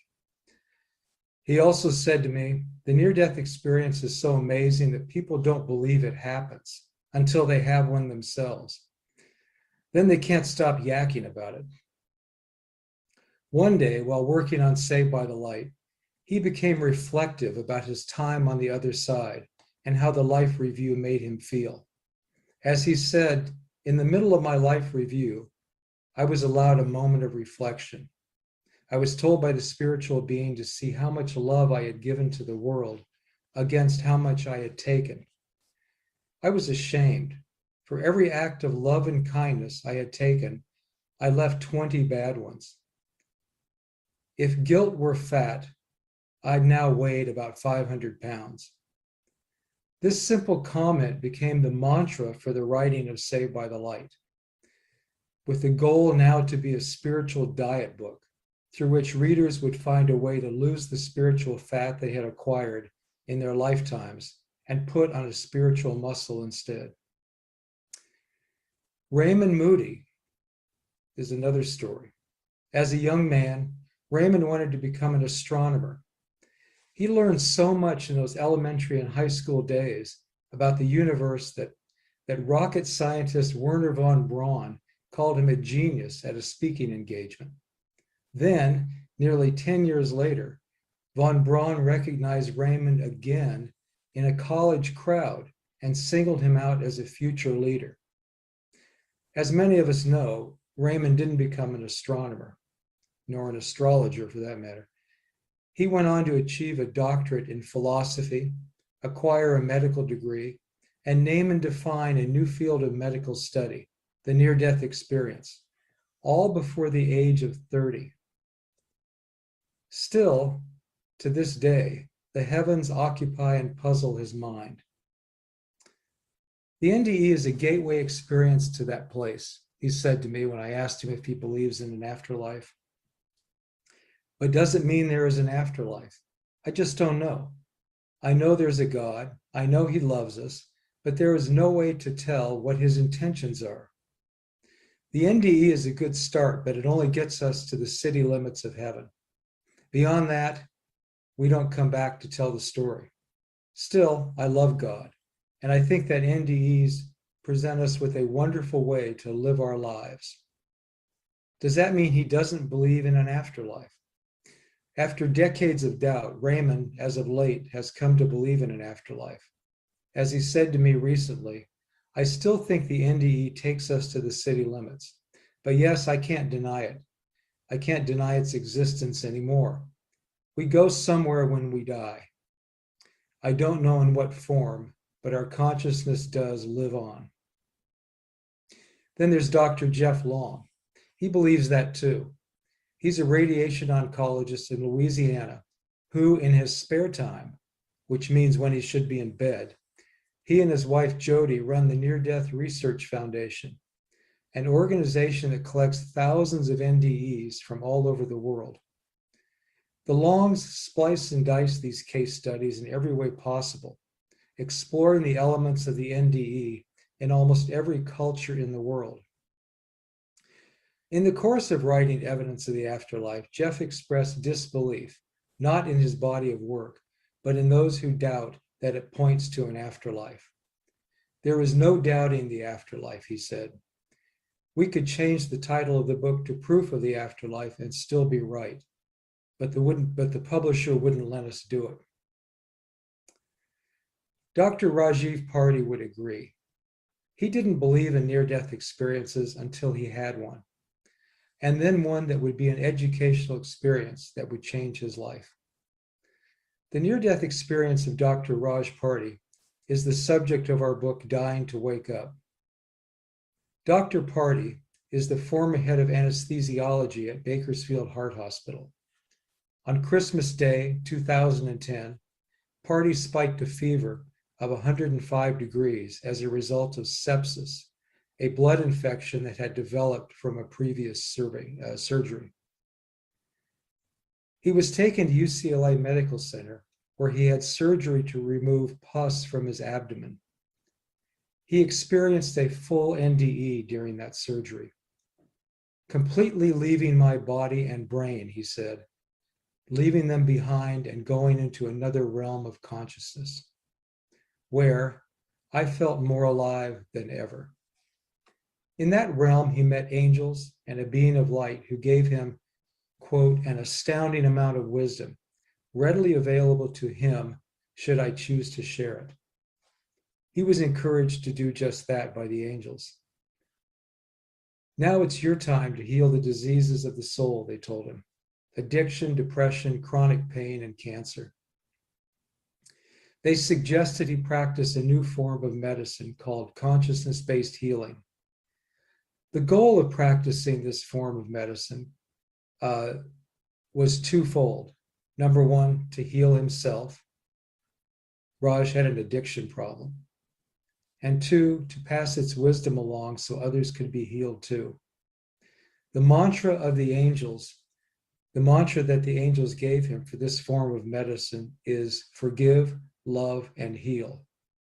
And the pathway to its rewards is contained in 7 eternal truths that they gave him. Number one, consciousness exists outside of the body. Number 2, there is life after death. Number 3, we have past lives, and our experiences therein can shape our current realities. Number 4, we are all connected to each other because we are all made of the one and same energy that manifests and differentiated matter. Number 5, divine beings exist to help and guide us. Number 6, there are different levels of consciousness. Number 7, there is one all-pervading supreme love and intelligence that is the source of the entire universe, and that love is the supreme source of creation. The events that took place during Party's NDE were extraordinary, so much so that he has changed completely the type of medicine he practices, moving from the pharmaceutically based medicines he believes are responsible for a very high percentage of addictions, to a consciousness-based healing to treat diseases of the soul using peer-reviewed modalities like yoga, meditation, color and light therapy, massage, and other forms of well-researched approaches that do not cause addictions and lead to overall better health. To me, that is the lesson of the near-death experience. Listen to what is said from the survivors as they describe their time on the other side. Then learn in your own life to forgive, love, and heal. It's a message that pertains to us all, whether we've had an NDE or not. And the only real way to get that message is by listening. Thank you. Oh, thank you, Paul. And I do want to show people where they can learn more about you. Sure. And I really appreciate, I mean, you have really been, bring myself on camera here for a second. You really have been around this world for so long and you've done so many things. I'm just curious, same question that I asked Callum. How have you transformed? What's your personal transformation been as you've observed all of these different speakers and made the movies that you've made? I think what happens to somebody who spends a lot of time around a near-death experience without having them is several things. One is and these are the traits that near-death experiencers have as well. We did a study on it called Transformed by the Light, and we studied the changes that near-death experiencers have in their life. One of them is you become more type A, yet with less anger. So that's translated by most people like Dr. Moody and Melvin Morris and on, as being a hunger for education, for knowledge. Another thing is you become more aware of events around you that are, for want of a better word, paranormal. And I think the reason for that is that somehow we cut through what you would call the background noise in our life. Every day we're hit with millions of pieces of information, and that really amounts to a background noise that we all have. Our brain can't shuffle through all of it, but it selectively shuffles through things. And I think once you become aware of the paranormal, you become aware of what's possible through things like the near-death experience, that this background noise, if you will, changes, and you start to pick up things that you didn't pick up before. So that's happened in my life a lot, and I'm sure it's happened to many other people as well. Yeah, that's interesting to me. Thank you. I can relate. I can definitely relate. I'm sure you can. Well, to learn more about Paul is amazing. He has created so many fascinating movies on a wide variety of topics. So you can go to Paul Perry Productions, Paul, Paul Perry, Perry, productions.com. And they're right there at the very top of his website is his featured book, Glimpses of Eternity with Raymond Moody, who we just heard from. So there's a lot going on here. And hey, there we are, Saturday Night Live. Thank you. I appreciate that. Thank you. So listen, Paul's going to stick around and join Danyan. And I see Betty Edie's still with us. So we might just have a really interesting group conversation in the after show and the after show. And I'm going to flip forward to, we're going to flip forward a little bit more to Nina Gray and then Tanya Brinkley. With us, Nina, and thank you also for your patience. I know that tonight went a little bit long, but I hope you've enjoyed what you've seen. I've so enjoyed what I've seen, and looping back around to Neil at the beginning, I was just swimming in the words, and I love that book, Conversations with God. And when he was asking God, what is this life about? Why are we here? And she responded, you think it's about you, but it's not about you. It's how you ripple out and affect others. that really feels like it. And so I also want to bring forth Mariella again. I'm going to leave the GoFund link in the chat as well. If you're watching, you have the opportunity to ripple out and have your energy affect another human being, because this isn't about us. It's never been about us. But when we have the opportunity to show up for someone, and we can, let's do it. Let's do it. Yeah. So this last song is Navigating Through Grief, which I believe to be a beautiful byproduct of deep love. And when we love something deeply, many people on this call and on this in this gathering tonight have this deep spiritual connection and understand that, you know, in many ways, death is not real, but we may have people in our community, our friend circle, our family that get stuck in spaces of grief and can't navigate these feelings or feel really overcome by them. And a good friend of mine, Emily, just wrote a book called Loving and Living Your Way Through Grief. I'm leaving that in the chat as well. For anyone, if you're watching or if you have a friend that has just really been struggling with grief, Emily was standing by two of her husband's side. They crossed over, and she has become intimately familiar with this period of grief and the strength and the love that can be found through the process. So she asked me to write a song when her book was released, and this was the song that came through. Enjoy.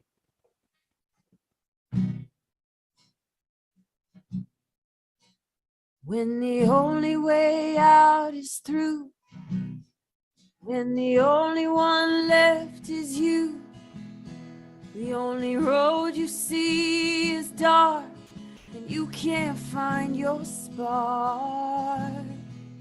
When the tears won't stop from falling, and your heart's so broken, darling. When nothing feels like it's enough, can you trust that love will find you? That love will find you. That love will find your heart again. So feel what you need to and lean on your people until love finds your heart again. When brighter days haven't come round yet, and in the tidal waves you feel like you're drowning, when the weight just won't leave your chest and your mind can't find any rest, oh, when you feel like you'll never be the same, like you'll never make it out of the pain, there's a lighthouse calling your name. It's calling your name, singing love will find you. Love will find you. Love will find your heart again. So give what you need to and lean on your people until love finds your heart again. 'Cause love will find your heart again.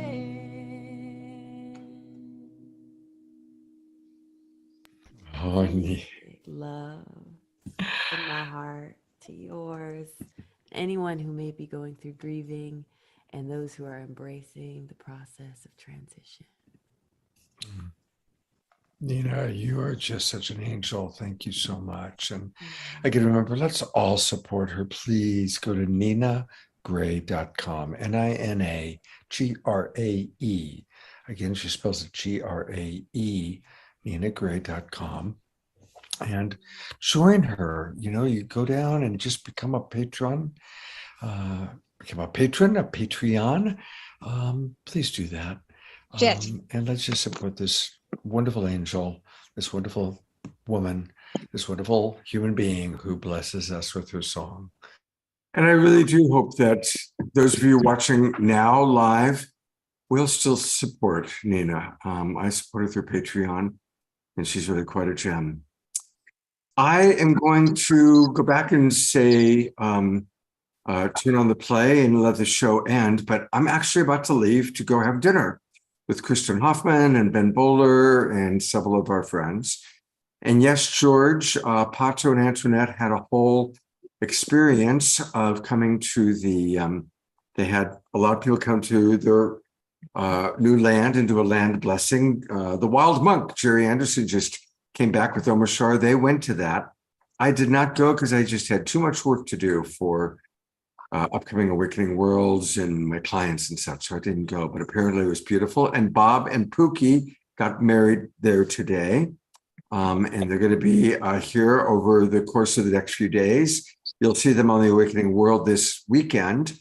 And speaking of Pato and Antoinette, our Sacred Sunday show this Sunday will be Pato and Antoinette. They are coming to our home here, our mansion in LA, and they're going to do a Sacred Sunday service. So you'll get a chance to see Pato and Antoinette as ministers, as they minister to the Global Peace Tribe, both live and via the Awakening World. And this Saturday night on the Awakening World, it'll be a live show with just the different people that are part of the retreat. Hopefully Larissa Stowe. Kristen will be gone by then. She's leaving for New York on Friday. But you'll see a lot of wonderful people that are here. So we've got a wonderful weekend planned for the Awakening World. Love you guys. You know what I'm going to do? Noelle, I have a question. Would you be willing, if I make you co-host, to let people in? Because you need to admit people. Would you be willing to do that, Noelle? Yep. Okay, great. Congratulations. Noelle is now a co-host. So when you just keep an eye on the screen and you'll periodically see somebody comes in and you might need to admit them. All right, everybody. Enjoy the rest of the show. I love you all, and I will see you this weekend.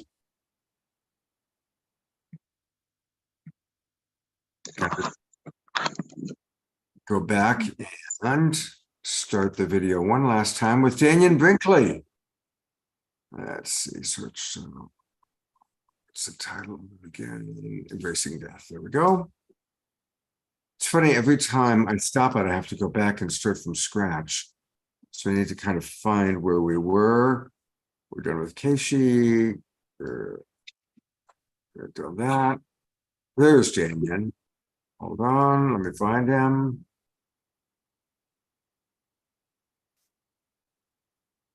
Okay, his life. Now, there's the best-selling books, there's the world tours, there's the movie they made about his life.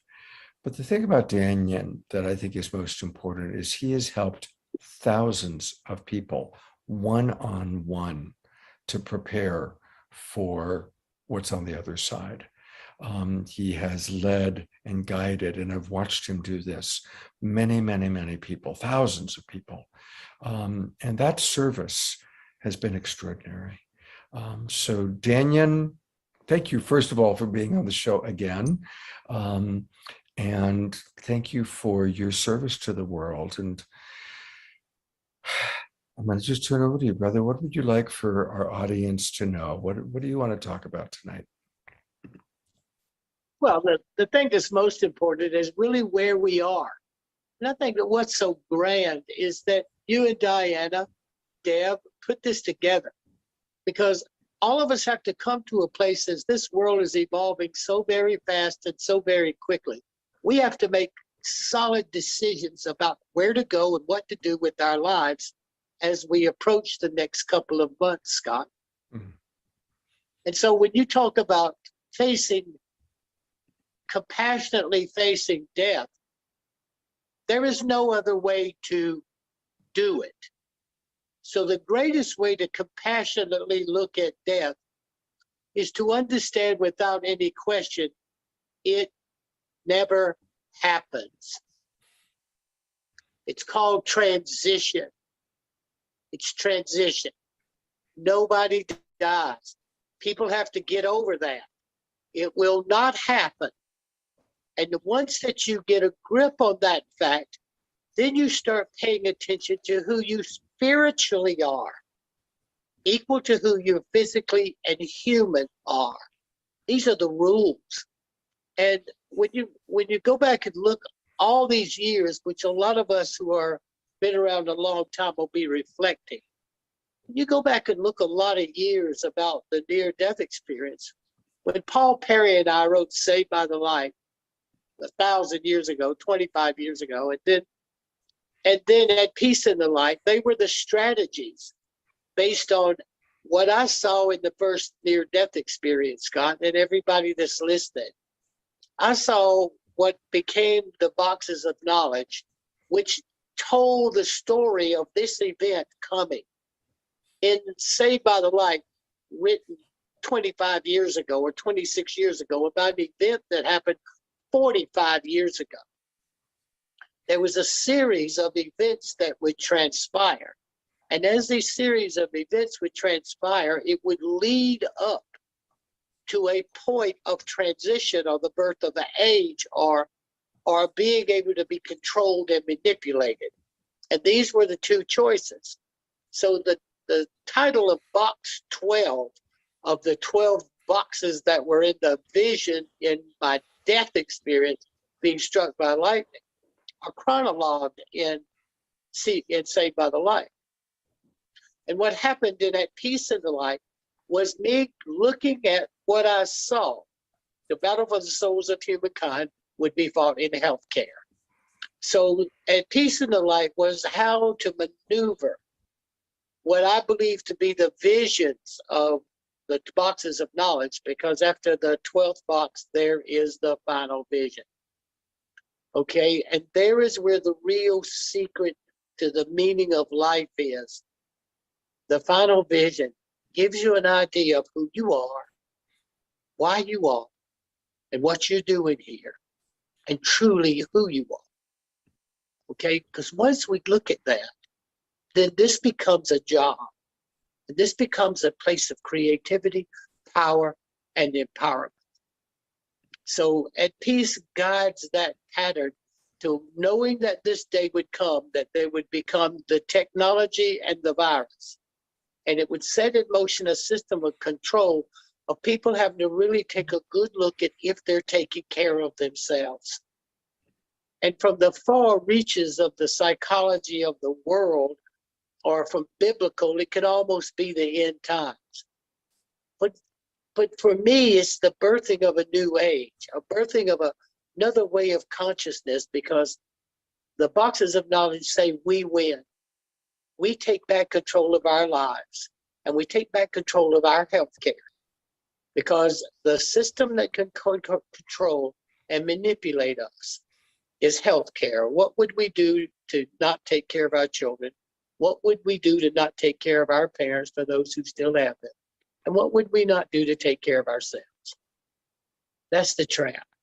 So Paul and I have designed a whole way in these books. And then Catherine and I, when we wrote The Secrets of the Light, it was to come to a softer viewpoint, everybody, of things that exist as natures or patterns of behavior, because I have observed this through 4 of these experiences: struck by lightning, open heart surgery, brain surgery, open heart surgery, and then 2 clinical resuscitations in the last 3 years. So I have witnessed and watched and studied this and saw that what Paul and I wrote and what we put together is 2 guys in our 70s looking at one who knows as much about the near-death experience as anyone who's never had one. And me, I think I know everything about them, or I have a deep understanding, because part of the design of where the vision was to take me was to engage healthcare, to position and maneuver myself through healthcare, to create the Twilight Brigade. to create one of the largest end-of-life care programs for dying veterans so that I could live close to palliative and end-of-life care, and I could be impactful based on that would be the place where when people became scared to death of death, scared to hug each other, scared to interact with each other, and scared to be close to each other. That, Scott, and that family who's here tonight, this is where our fight is. And I'll say this with a very calm and almost peaceful statement, is this. The devil is, I can give the devil a thankful adieu for this reason. Because if anybody thinks, for any reason, that they could kept me from getting to my mother and my father as they were making their transition to this world to the next, that would be a sad state of affairs, because that would never happen. As you know, I see that there is luck in the world because my parents have left this world. So when we look, Scott, there's a timetable. And I think that Paul and I expressed it as well, and Catherine expressed it as well as we could as we're evolving. Okay, so if you see that in box 5, chapter 12, that there would come a time when a person would grow with so much wealth, with chips and software and all of this stuff, that they would literally think that they were godlike, or would create and control ways in which that people could be literally enslaved, or could be controlled or manipulated, or to be outcast, or to be euthanized because of the pressure that we are going to burden the healthcare system in a collapsing economy. Now, that's literally what we saw, and that's literally where we are. Okay, wow. So instead of getting upset about that, I already saw it. We are there. So a couple questions for you, and I just again want to welcome everybody coming into our early Zoom room show. We've got the amazing Daniel Brinkley with us. Daniel, who's an incredible visionary. And he's mentioned a couple of times Paul Perry, who collaborated with him on his books, and Paul is with us also tonight, and you'll be meeting Paul in a little bit. And Daniel, I definitely want to make sure people are asking about the Twilight Brigade. So I definitely want to make sure that you talk about the Twilight Brigade and how people can support the Twilight Brigade and the beautiful work that you do in helping people to prepare for the transition for the next chapter in their experience. Well, okay, everybody, watch. Everybody sooner or later is going to be a hospice volunteer. No one escapes this fact, because, you know, the legendary Daniel saying, if you're breathing, you're leaving. Okay, so the basic thing that if you're taking a breath right now, you will be leaving this world. So by knowing as much about it as you possibly can, and having parameters by which you observe it that's not filled with religion and fear and damnation and all that bull that we listen to control the illusion of thinking that you're going to die. You are never going to die. It's not going to happen. Period. Okay, so once that concept is faced, and you face it, then you empower your life to live. So the Twilight Brigade, tonight I'd like to dedicate my part in this program in the honor of Sandy Hatfield. Sandy Hatfield was my head trainer of the Twilight Brigade for over 20 years. And she left this world Monday. And she went very, very fast. And so as I think about now in her honor, the Twilight Brigade will become the Transition Brigade in honor of her. So anyone can go to the Twilight Brigade. It's up, and you can register and you can see what we're doing. But we're now in a major shift, everybody. This is the way Sandy wanted it to go, and now it's going to go that way. But when you finish the show, or when you take a break, or you're listening to a song, put Bill in your heart. Bill was married to Sandy since Adam and Eve, and they were a perfect match. And I tried to call him today, and if you could stop everybody for a moment, just imagine Bill and Sandy. Their pictures on the Twilight Brigade website. And he is with her tonight, but she did not die. So the heart that we feel on the human side is to feel that love and that surrounding of another human being. But on the other side, that does not exist. And let me give you guys the punchline. In the spiritual world, two things never happen. Never. You're never helpless, and you're never alone. So when you come to this plane of existence, you take on these two concepts: helplessness. Helplessness is at birth, and helplessness is in transition or quote unquote die. And then relationships, being alone. Because the nature of living in this reality is to interact with people and develop relationships. And in those relationships, you come into contact with how to be true, interact, support, and build something together as teams. So when you create an illness or something that keeps you helpless or creates loneliness, that structures despair. Okay? Once you know how it works, everybody, it's just a series of thought patterns that you have based on being aware as a spiritual being that you're never helpless and never alone. You cognitively create a more powerful thought pattern of helplessness and being alone. And that is what frightens us and scares us, literally, to be afraid of death.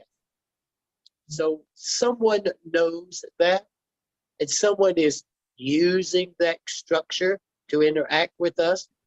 So what our job is to recognize it and realize it's a social psychological way of them or groups of people to control and manipulate us, to not stay connected to our spiritual self. I sincerely believe, everybody, that we're in a transitional period, in an awakening that is far superior to any of the three-dimensional realities that we have been living in, at least in my life. And I am aware of it. I can feel this thing happening. And that all these forces of sicknesses and viruses and technologies and control and chip implants and all of that is to hold us in a certain level, to keep us from moving through the spiritual energetic patterns that is happening around us. Don't let it happen, everybody. Don't let it happen. These are the things that I want to get across tonight as much as anything. Well, thank The you. value of your Oh, go ahead. Go ahead. the value of your love. What value do you place upon your love? And how do you act on it? Second, what is the value of your belief system? The value of what you believe. What's its value? And then what's the value of the choices that you are making? So what's the value? What's the value of your love? What's the value of what you believe about your love? And what's the value of the belief about your love that impacts the choices that you make? And number 4, what is the power of your prayer? And I define prayer as willful, conscious intent. If you take those 4 things and you give them a value, everybody, the level of intensities of the energetic patterns that are occurring now to uplift us and to expand us will work for you. And if you don't, you will stay locked into a pattern where you become scared to death of hugging your own children, your own friends, and scared to death that someone you love can kill you or you can kill them. This is a trap, everybody, that tonight we open up our hearts, we listen consciously to the words and the sounds and the music of everybody, and we lift up our hearts and let's ride that wave into this next empowering plane. Beautiful. Thank you, Daniel. And it is true. We are coming together. I notice that we've got people from Australia, New Zealand, Ecuador, Costa Rica, Hawaii, all over the United States. And that's just in our Zoom room audience. Soon we're going to have thousands of people joining us on Facebook. And so this is a really important time for us to come together as a community to learn, to listen. Now, you have had the challenge, but also the blessing of being on that other side. You've experienced it.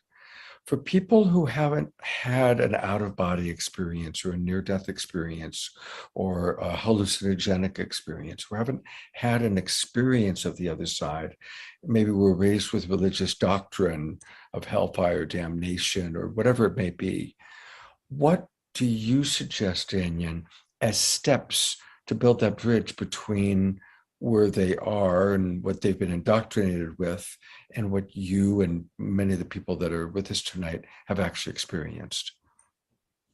Well, my part's easy. Nobody dies. It's the stupidest thing that you could ever think.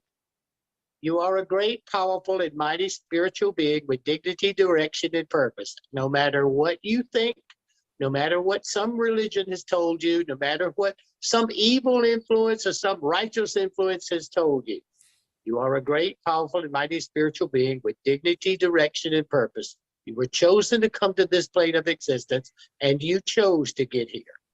And in the real world of the dynamics of spirituality, and Paul and I wrote this in our book, you are the hero because you are the anchor. Who you are as you come into this plane existence anchors 7 other dimensional levels of consciousness. They do not grow unless you hold the line as a spiritual being with a certain specific purpose and goal in this life, and then things that you choose to do. This is reality, everybody. This is what happens. So as you sit and you think of all that stuff you read it and heard, the way you leave this world is not anything like you hear it religiously, except for maybe the life review. None of that stuff operates like that. You have vague references to it, Scott, but I've been through this 4 times, and I have more than 34,000 hours at the bedside.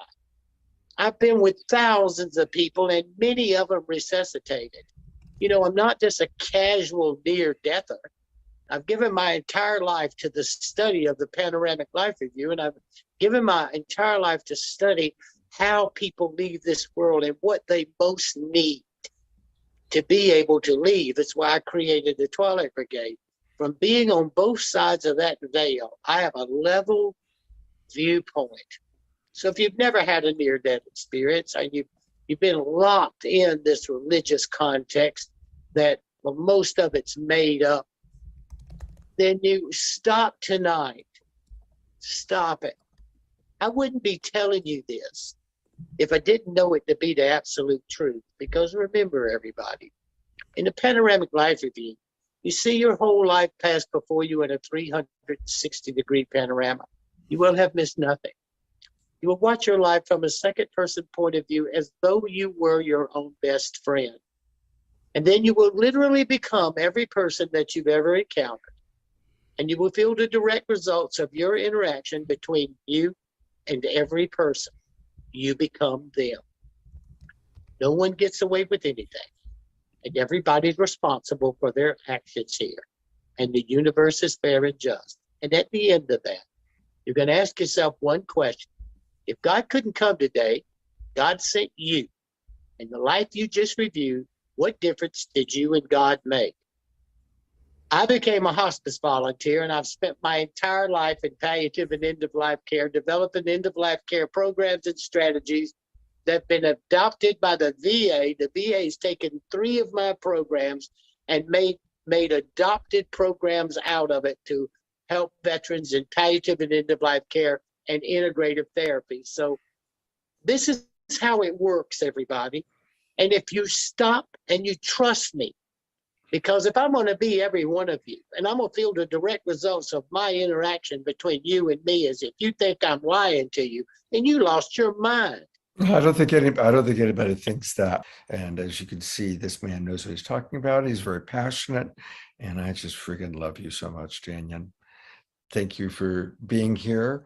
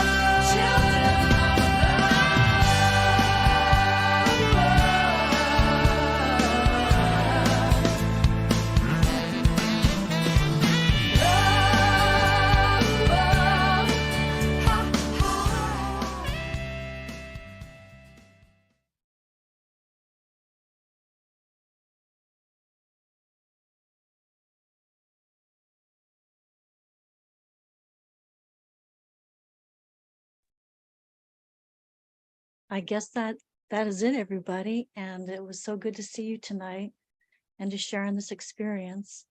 And I hope you all have a wonderful rest of the week. My love to you.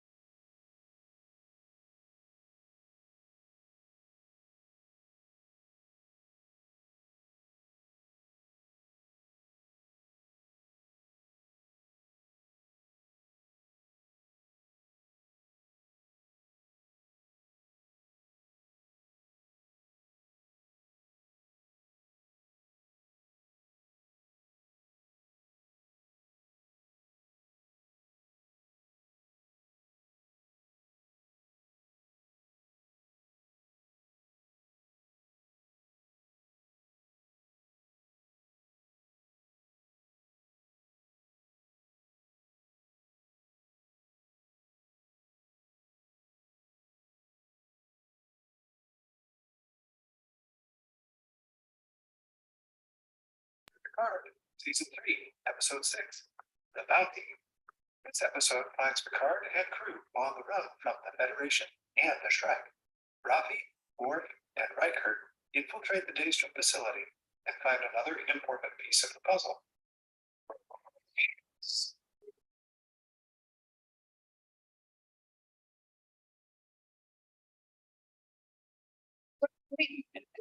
Ready for the official.